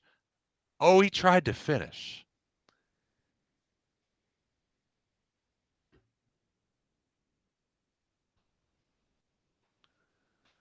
Favorite ref. I mean, I think it's, for me, unlike a lot of people, it's probably Mark Davis. I like Guthrie, Zach Zarba. Those are probably the 3 that I generally have the least issue with.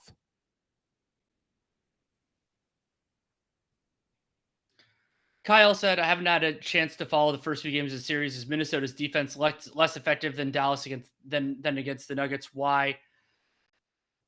I think that part of it is the structure of their offenses, that Minnesota has personnel that's actually better suited to slow down. They have multiple guys to throw at Jokic. They could put Towns on Jokic while having other players there.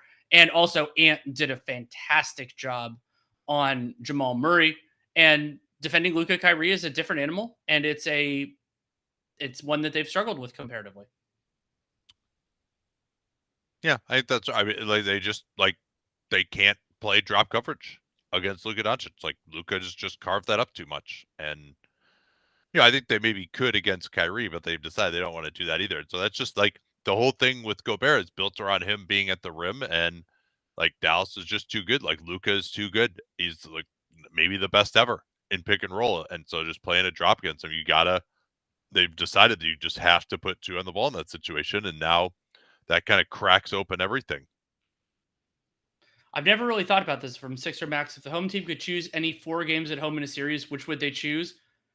My first thought was 4, 5, 6, 7, as weird as that would be, because we talked about how 2-3-2 is unfair to the 3 team. And if you just had it so every possible clinch game would be at home. It's a weird idea, but I think that's what my first thought would be. You could also say like I think it's pretty well. So here's some other thoughts. 1, 2, 3, 7. I was thinking 1, 5, 6, 7 as well as a possibility. Or just all the odd games too. You just make so many flights. Well, yeah, this is kind of putting apart the whole travel issue. Honestly, 2-3-2 is not bad for the home team. I kind of like that. That's a part of why we don't like it. I kind of like that, because you basically you have a small chance that the other team could beat you. It's really hard to win all 3 of those games at home. Like, that almost never happened. Mm-hmm. Who or what teams have done the best job slowing the Luka pick and roll the last few years? This came up earlier in the broadcast, but the Warriors in the 2022 Western Conference Finals, I think that was the best the team has defended Dallas over the last few years.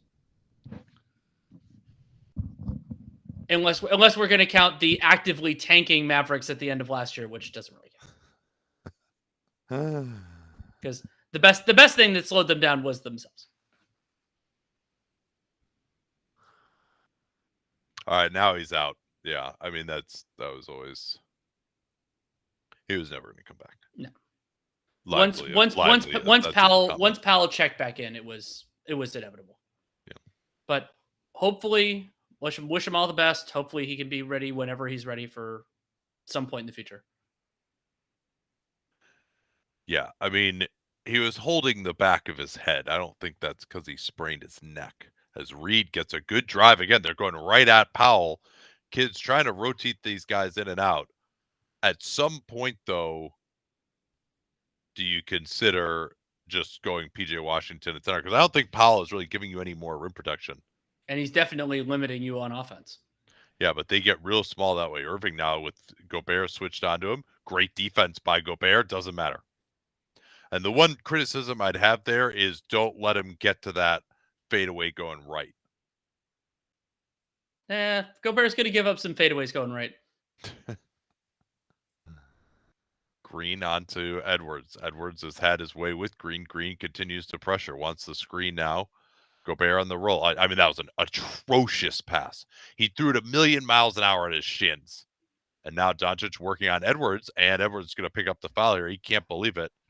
I don't know what he's asking. He's saying he got pushed off with the arm, maybe. It's probably true. He didn't even. No, he got him on the wrist. He got him on the forearm. Yeah, that's the right call. Yeah, don't really see what Edwards has to complain about on that play.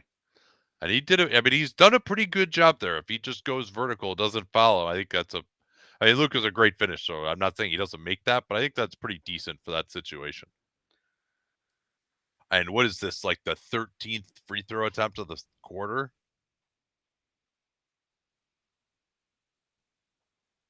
I believe these are 11 and 12. So basically.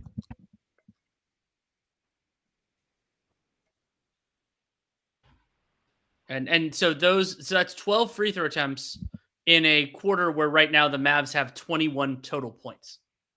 21 now.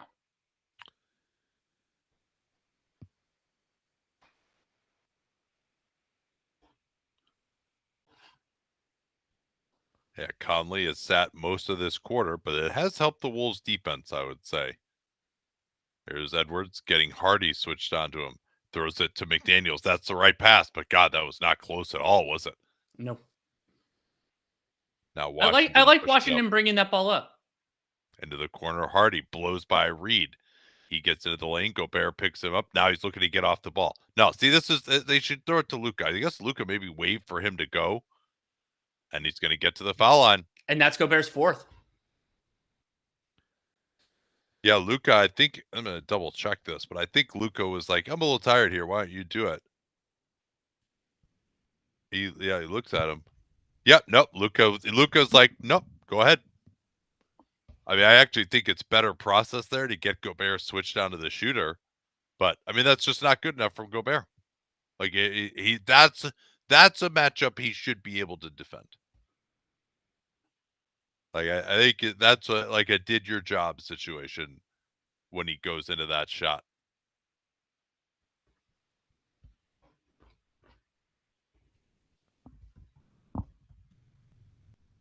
I mean, I'm going to look it up once we get to the end of the quarter. It doesn't feel like the Mavericks even have that many field goal attempts in this quarter.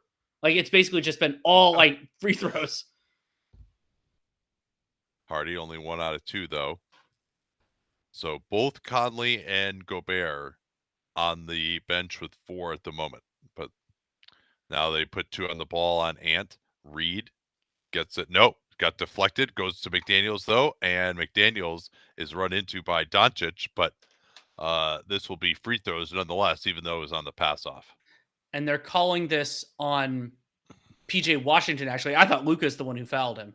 But it would have been Luka's first. It's PJ's second. I don't think that distinction will matter in this one. Non-shooting. Okay, so now they're in the bonus, I guess. Dallas actually only has 3 team fouls. Oh, okay. Why is that? I guess the little dot is there for no reason then. Yeah, score bugs can be. Yep. Here's Alexander Walker moving off the ball. It's to shoot it lefty. Wow, what Jones Jr. was there, so he had to shoot that lefty to get it off. It actually was relatively close. Oh, beautiful between the legs by Luka. Step back. That was a great job by McDaniels. Now Luka is energized. He wants it back. He's going to try to take McDaniels one-on-one. And, I mean, come on, dude. Come on. And that's his fourth, too. I mean, this is just. And I think, yeah, Alexander Walker probably does not get that off if he doesn't shoot it left-handed. But this is. Like, there's probably been. No, that is not a foul. Because Luka's hitting him with the forearm, too, in that same situation.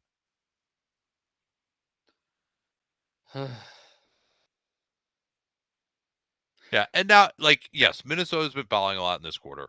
I would say there's probably, like, 4 that have been pretty weak. And Like, it's unfortunate that a lot of those weak ones have come with Dallas already in the bonus, so they become free throws instead of even being yeah. I like can think of 3 weak ones off the top of my head right now. There's Conley's on Luka. There was the Powell running the floor against Gobert, and then there's that one.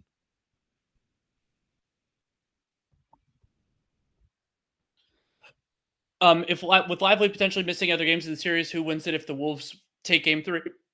Dallas to me would still be the favorite. But if you said like, oh, he's definitely missing the whole thing, I'd still have Dallas as the favorite, but it'd be tight. I mean, if he has a concussion, he's going to miss at least 2 games.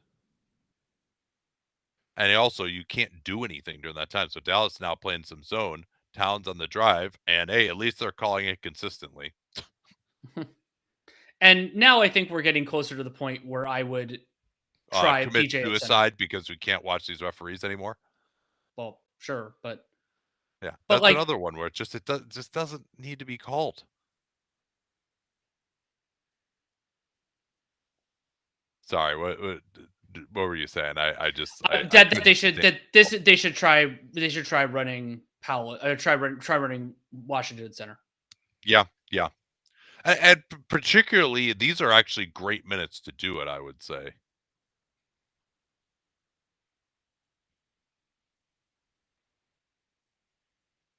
But yeah, not having Kleba, not having Lively. Anderson is in to give a different look against Doncic. Luke. We got to give him different Lukes.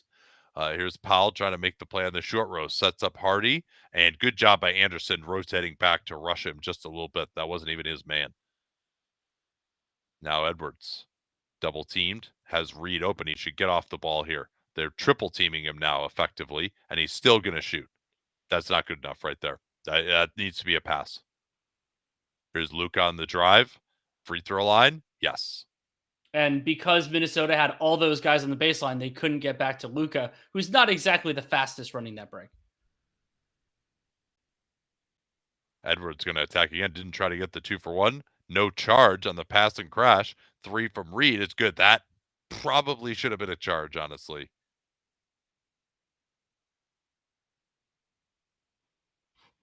Now a 2-for-1 here for Luka. Watch out. Yep, you knew it was coming. Just off the heel. Alexander Walker, I thought he could have attacked there again with only Doncic back. Edwards has gone all but about a minute and a half here. Towns will set the screen. They're gonna switch and then double and then rotate. Towns has Luka. He's gonna work on him.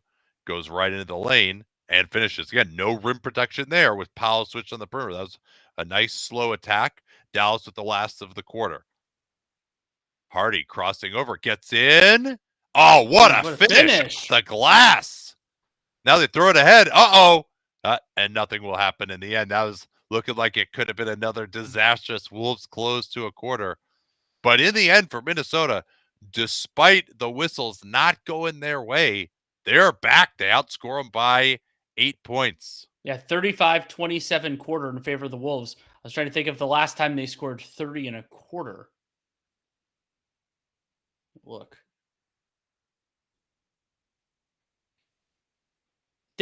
First quarter of game 2 was the last time they scored 30 in a quarter.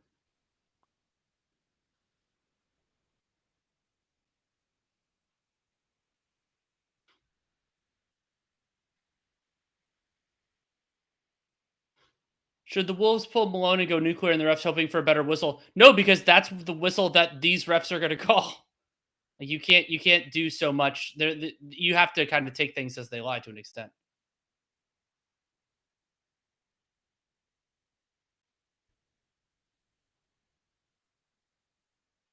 At least the players won't be tired with all these breaks. True, true. It is going to be more palatable to have Anthony Edwards in particular play ridiculous minutes when you have these kinds of stoppages. I know the Wolves wouldn't prefer it, but that is a silver lining of sorts. Okay, so this is a question I'd wanted to know, and here's the answer. So in that third quarter, Dallas took 17 free throw attempts and 14 shots from the field. They also had 0 individually credited offensive rebounds. The Wolves only had 2. Yeah, so Dallas's offensive rebound rate down to 21.4. Part of that is Gafford. Part of that is just, you go into the line that much, you're not going to have as many opportunities.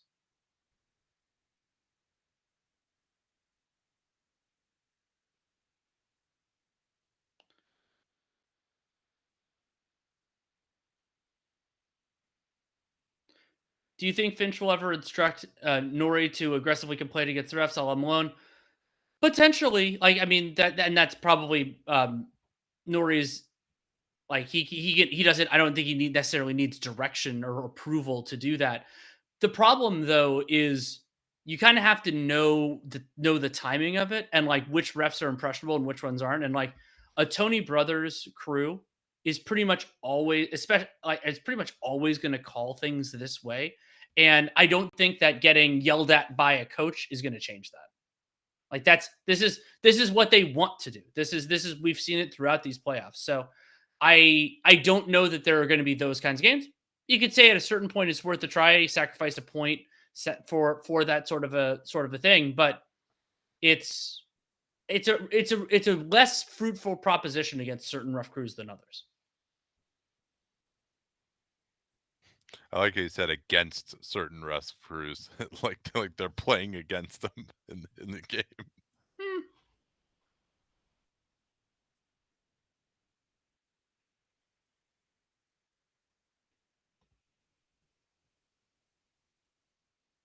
Tennis dude says if you're Malone, you don't even get a technical called. He got one called one time. He didn't get it called the other time. So both teams have been incredibly efficient here now. 127 offensive ratings for both teams. 128 for Dallas, 127 for Minnesota. Yeah, and Dallas has a 119 first shot half court offensive rating so far. So did Minnesota lose a point? No, Dallas just had, I think it's had one fewer possession. Oh, yeah, that's true. Oh, Clean the Glass has it. No, I think I don't think they did. Okay, yeah, Clean the Glass just has it wrong. Yeah. Here's Irving now with Doncic getting a rest. Conley is back in to guard him. That's a tough assignment. Step through and finish. So what did they must have just got Alexander Walker off of Irving there. Sorry, I wasn't paying attention right at the start of that possession to see, but you certainly don't want that matchup. Towns up top.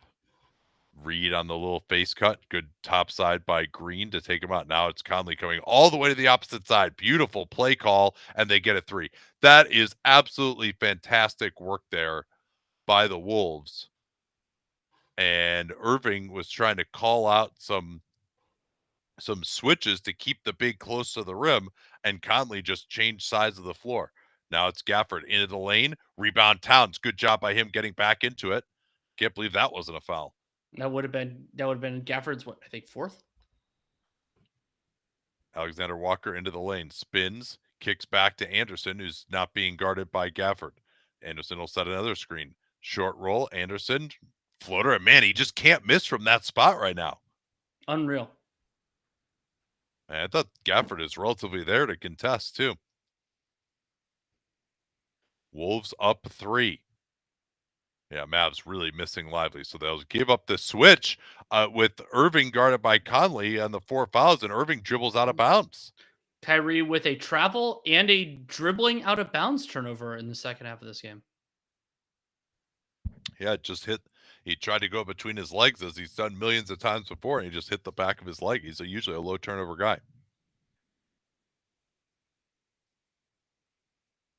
Conley going to set the screen or come off of the screen for Reed. Now they'll set. Conley into the lane, kicks out. Beautiful movement there. Alexander Walker can't get the 3. Wolves offense looking great right now, but can't get a bucket there. Now it's Irving coming downhill. He pulls up on Alexander Walker for 3.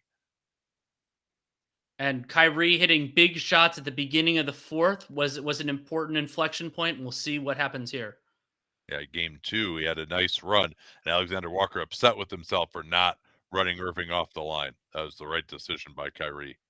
Mavs doing a lot of switching right now. Anderson on the fake DHO, and he floats it. That was beautiful. Gafford just can't really get a contest on Anderson somehow. Now it's Alexander Walker against Kyrie. Towns is on him. He retreats back. No advantage. Kyrie will try again. Gets space. Alexander Walker can't get off the ground fast enough. But Minnesota's offense continuing to generate good shots with Edwards off the floor. That's significant for them. I respectfully disagree with Stan saying on the broadcast just now as Towns takes his 3, Alexander Walker keeping it alive, but it'll go the other way. I disagree with Stan saying that was great defense by Alexander Walker because he doesn't really get a contest fast enough to me. Not this play. If they show the next one. Yeah, so watch. He doesn't get off the ground fast enough. The ball's already gone by the time the contest is there. And it's not bad defense, but it's not great defense, certainly. Now it's Conley. They go for the double team. Green moves it. Doncic is back in. He's guarded by Towns. They better get some help here. McDaniels comes over to be the low man. Doncic steps back for 3 and drains it on Towns. Great shot.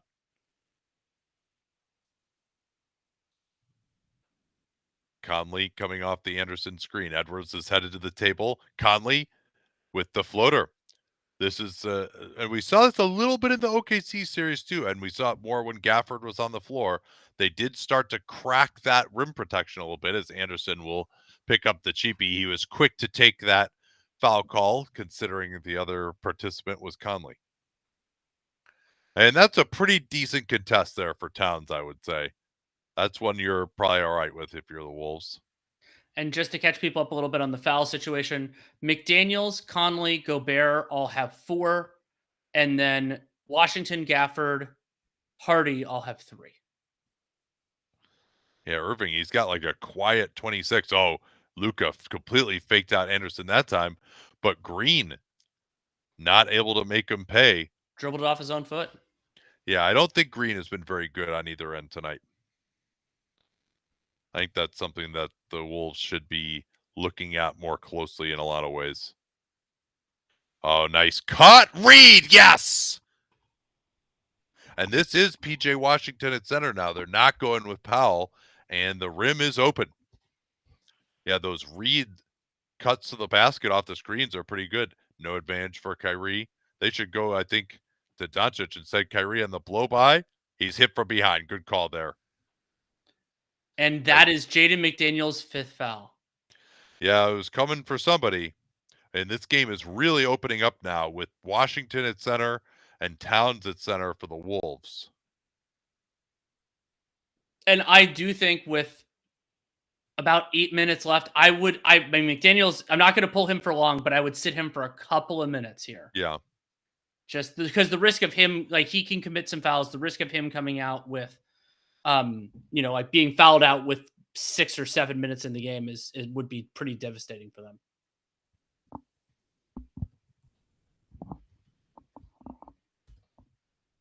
So there is McDaniels headed to the bench, and this will mean they'll probably go either Anderson or Gobert. But it's tough, right? Because you put Gobert in, and then you've got Towns or Reed having to guard a real player, and you can't go there. So this is they got to have Anderson in. Another missed Kyrie free throw. Yeah, it's weird. Conley coming out of the corner. They force him backdoor and switch. Now they topside Reed too. They took him totally out of the play. Now it's Anderson going at Luka and just scores on him. This is looking like the Kyle Anderson from back in his Memphis days going against the Warriors when he caused them all kinds of problems. Now Luka rejects the screen. Luka gets to his spot, kicks out. Kyrie not looking to attack. He's going to go after Conley. They switch it, then switch double.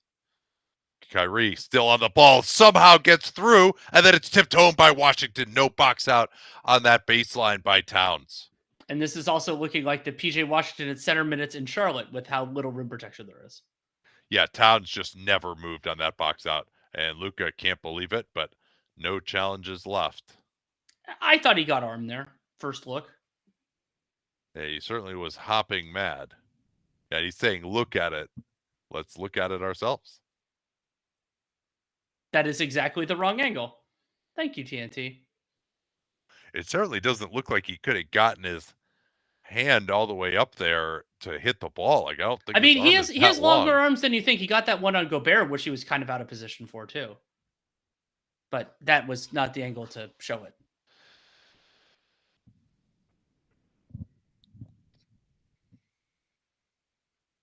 With Lively's injury, it almost feels like the Mavs need this game more than the Wolves.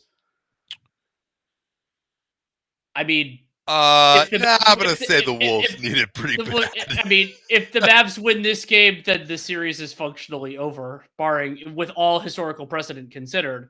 So the Wolves needed a whole lot. But yeah, you as Dallas, like I mean, that would give you so much breathing room theoretically to win it. But Minnesota needs it more.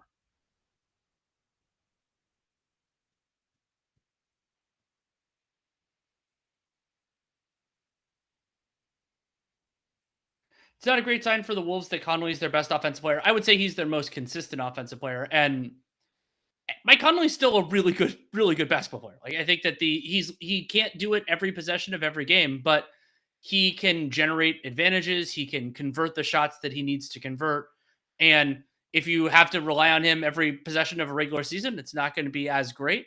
But I think that in that way he can be underappreciated because he doesn't need to do it every time. And I mean, Edwards has been much better in the second half than he was in the first.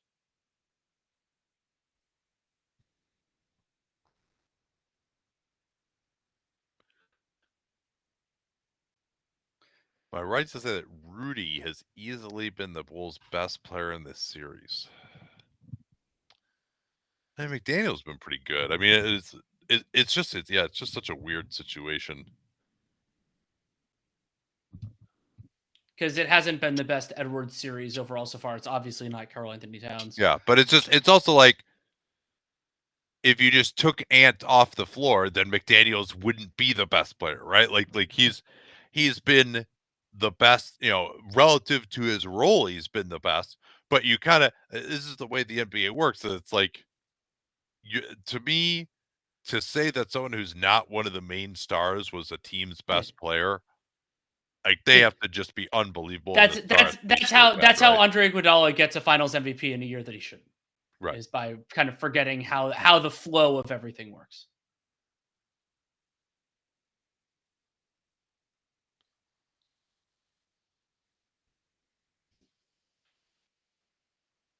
And saying that Anderson has survived the Crucible. Well, the reason he has, I mean, I don't know that he has that much when the Mavs have had the rim protectors in, but it's just they don't have a choice but to play him because they don't have anyone else. He's also been good defensively, and he's been more successful offensively than I expected. I would say he's survived it so far, at least in this series.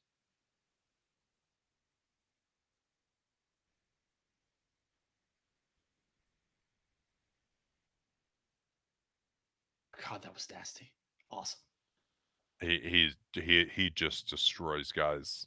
And I firmly agree. I firmly agree with your idea that the way they should put the new charge circle is just have Anthony Edwards dunk with 2 feet. Now here's Reed on a quick pick and pop. Towns went flying, couldn't get the rebound, and Mavs looking for the lead here, tied at 100. This has been a much higher scoring game. Oh, Anderson blocked Kyrie from behind, and then Gafford was out of bounds. And we got somebody saying a note that the reason Anthony Edwards has been better in the second half is because Lively isn't out there. He's been plenty good in the Gafford minutes too. That's giving Anthony Edwards way too little credit.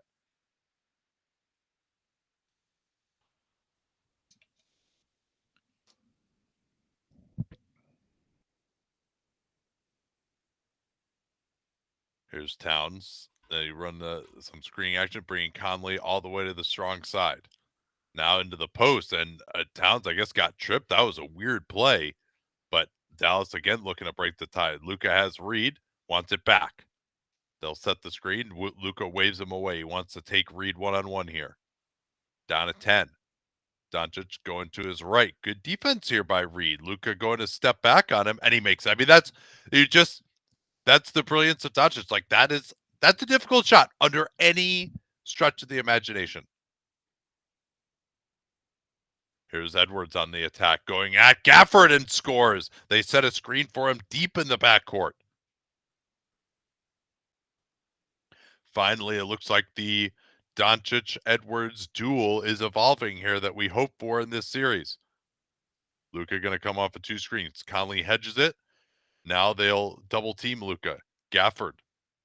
Jones Jr. on the drive. Goes in. Edwards forced the miss. No foul. Wolves can push it here. They're looking a little tired. Towns is walking up the floor. And Derek Now Jr.'s they've not got him out on the there at right. all. He'll take the drive. He goes in. Oh, he's just rejected by Gafford and can't believe it. That one right there might have been the time for him to just take a wide open three.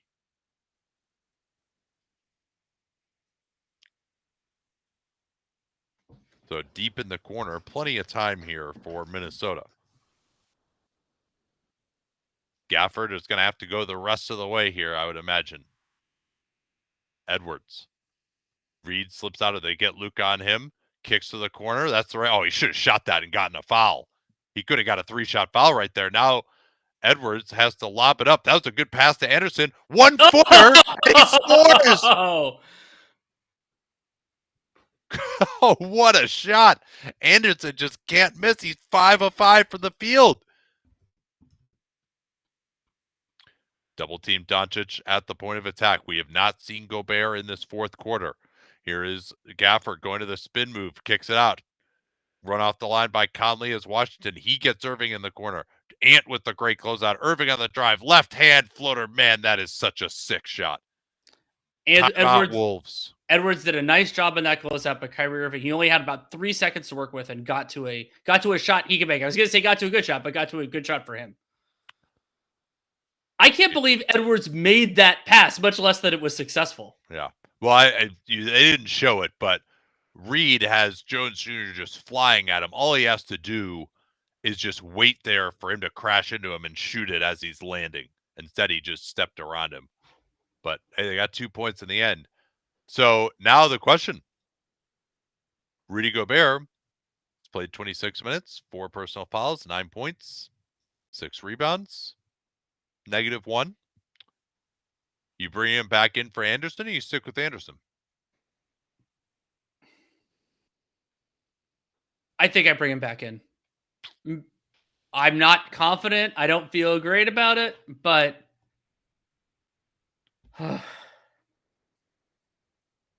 so far in the fourth, Dallas has 17 points in 7.5 minutes. Yeah. I mean, both players are limited offensively. Oh, Leclerc finally won Monaco. That's great. Good for the Monegasque.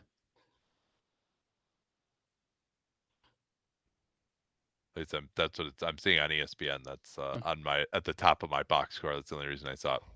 Yeah, this is tough of whether to bring it back. I think I would give it a shot here for about a minute and then make the decision of who you're going to close with. Yeah, they got Jaden that they could bring back too at this point. Yeah, and I would absolutely bring Jaden McDaniels back in now. So who's he taking out? Anderson? Yeah.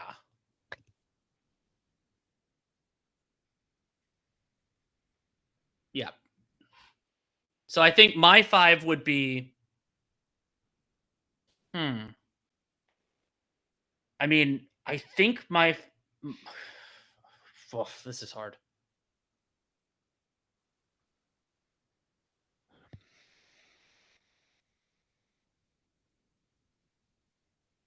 You can't play Kyle and Rudy together is the problem. No. So that those guys basically have shuttled in and out for each other just about the entire series, at least in this series. So Nate, what would your 5 be?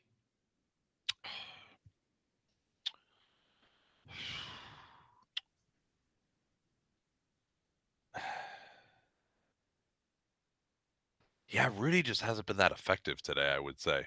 Like I don't know that he's walled off the rim that much. I would give him a shot. I would give him a shot here this last minute. See how it goes before the under 3. You probably got a Ueoli you can use, right? So I would give him a shot and take the Ueoli and then make the final decision then. See how it looks. Yeah, so I think I'd go starting 5 here. There are like 4 other variants I would consider.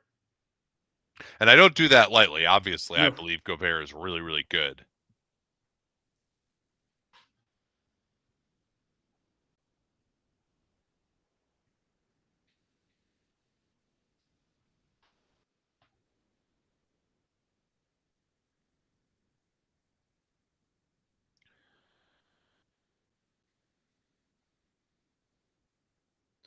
So let's see who the Wolves have out here.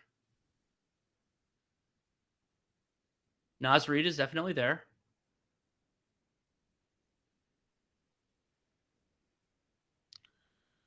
Yeah, this is the series potentially right here. Cat and Anderson, so no Gobert. Yeah. No McDaniels. Why isn't McDaniels on the floor? I guess just because they're going well. They run the Spain pick and roll. Reed in the corner over Luka. Left it short. Ant on the glass. What a rebound.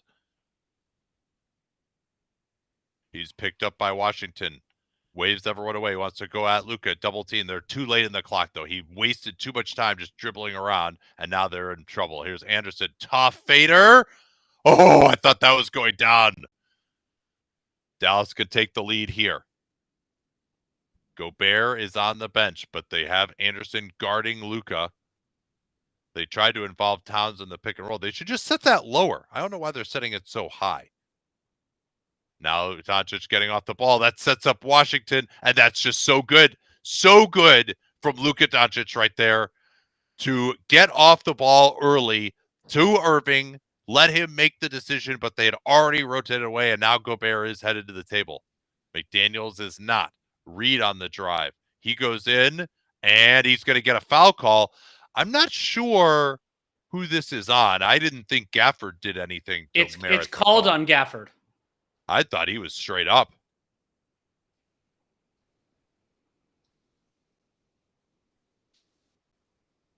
And that is Gafford's 4th personal. He has 4. McDaniels has 5. Gobert has 4. Conley has 4.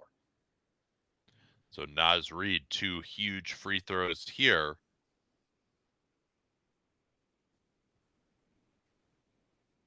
And he misses the first.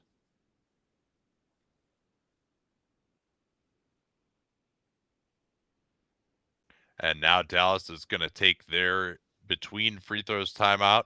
Kid, I think, has done a really nice job of these throughout the playoffs. He always has that timeout, number 1. And number 2, he uses it in a good circumstance. And Reed will have another 2.5 minutes to think about this next free throw. And Chris Finch will have another 2.5 minutes to think about what he wants to do with his rotation. Well, to me, if Gobert is coming back in, like, I do think, will they try? I guess, do the Wolves have 3 timeouts left or 2 right now? Minnesota has 3. But with only 3:21 left, you can't be sure of getting the Ueoli, because you might say for this defensive possession, just go Anderson, Gobert. But then you might get stuck and with those guys out there until the next stoppage if this Dallas possession takes more than 21 seconds. Correct. But I think they're particularly a McDaniels with 5 fouls. Maybe they feel like the way Anderson's going offensively that he could do more than McDaniels. But it's also a question of where they're going to stand offensively.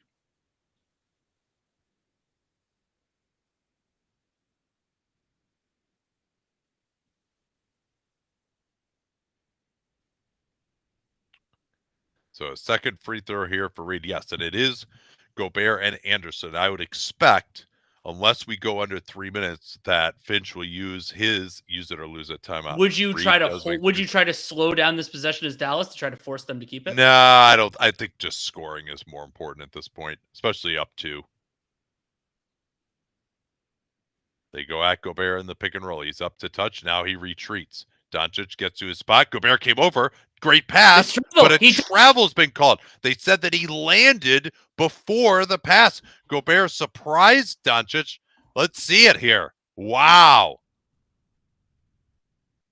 Oh, that's exactly the wrong camera angle. I think he did land, though. I think he did land. Yeah, I mean, he tried so hard, and they are going to get the Ueli now.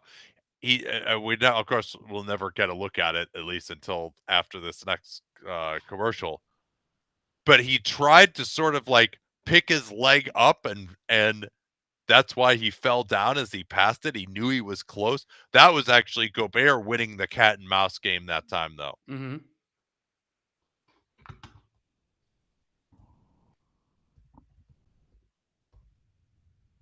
I do enjoy Colin's transliteration of Ueoli. That is an Eric name acronym.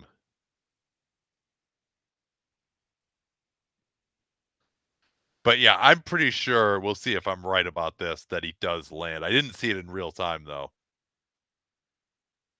If they did make that call correctly, that's a really hard call to make. So I will give them their props for that. Brothers is in position. Are they really going to have the wrong camera angle again on this? No, we got it. What? So up in the air. Does he get it off? Yep. That is a travel. That is a travel. I mean, that's a great call. Gobert going to change sides of the floor. McDaniels is back in. Conley coming off the screen against Irving. Tries to get in the lane. McDaniels was in his way. Now they try to hand off. He's got to get off the ball. Late clock. Conley will get it off. Wrong side of the floor for Gafford, but Conley can't get it. Doncic almost traveled. They don't call it. Doncic is on tilt now after that travel call. He glared at Tony Brothers after he didn't call that foul. Let's see if it's to his advantage or detriment. Under 10. Change the angle of the screen. Gobert's up to touch. Now he retreats with McDaniels back in front. This is going to be a tough one for Doncic. Steps around, turns away, and that's just an absolutely unbelievable shot. And I would have loved to have seen Minnesota run after a make there. They had an opportunity with Luka spun around. I mean, that's an impossible shot. I'm sorry. Like, this is a little different. There's a miss by Ant. He had a chance to finish. Got to finish that play. It's loose now, though, and Edwards has come up with it. Wolves getting back into the front court. Doncic on the floor. He ties him up. I actually thought Doncic might have just taken that away before it actually should have been called a jump ball, but Edwards a slight favorite here. Watch this shot, though. This is I'm sorry. No, like Van Gundy's saying on the broadcast, you're supposed to take it out of his hands there. Like, no. That is a hard enough shot you forced him into that you live with that result, even if it is Luka Doncic. He wasn't even able to shoot his normal shooting motion on that one. And they'll probably get lost in the shuffle, but Derek Jones Jr. losing that rebound, Edwards in part taking it away from him, that could end up being significant, especially if Minnesota gets this back. Like, this could have been Dallas having the ball up 4 with 2 minutes to go. Yeah, let's see what the situation is. So Ant has a much smaller area to tip it to than Doncic does, and it does go, but Ant won the tip, but because they had a smaller area, Jones Jr. is able to just go get it. Luka off the screen. McDaniels gets back in front of him. He's changing speeds, trying to not let him get back in front. Doncic passes it, got it deflected.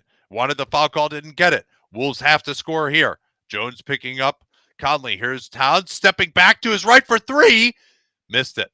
It was a semi-decent look. I don't mind taking the 3 there, though, down 4. But Wolves have had their chances for sure. Ant missed a layup, and that was a pretty open 3. Now they want to go after Towns rather than Gobert.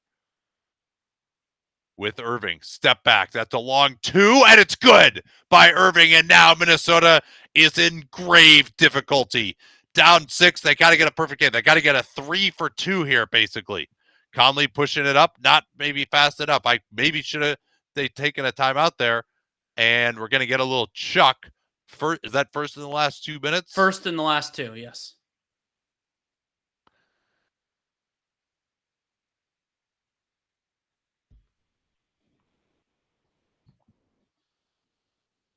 6-point game now. Wolves need to score and score quickly. Conley didn't look at Gobert. Instead, he blows in. Stop from behind! What a block by Gafford.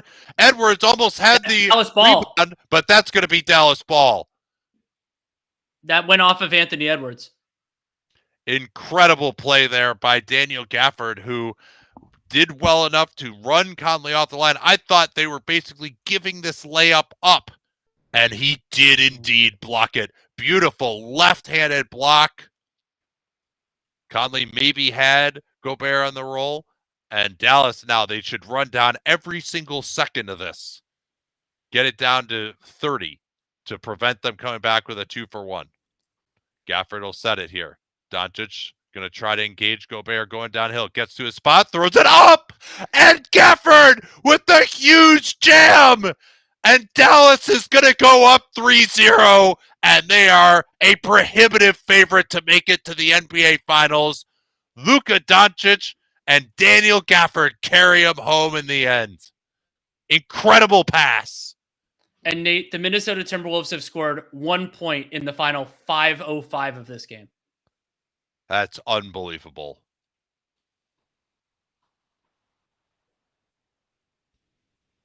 Their late game offense has just collapsed every single one of these games. And they've had their chances. Towns had an open one. Conley had a layup. I don't even think their offensive process was particularly bad. They just weren't able to make shots. With 34.8 left, surely a timeout coming here. And I think we can turn this one off and go get ready for Dunked On. Thank you all so much for watching. We don't know when our next live show is going to be. It may be Game 1 of the NBA Finals, but we'll let you know. Yeah, I mean, I think I'll do Game 4 of this series. This series has been really fun. Not going to do Game 4 of Indy Boston unless it's close at the end. I presumably will be here as well. All right, we'll talk to y'all soon. Thanks for joining.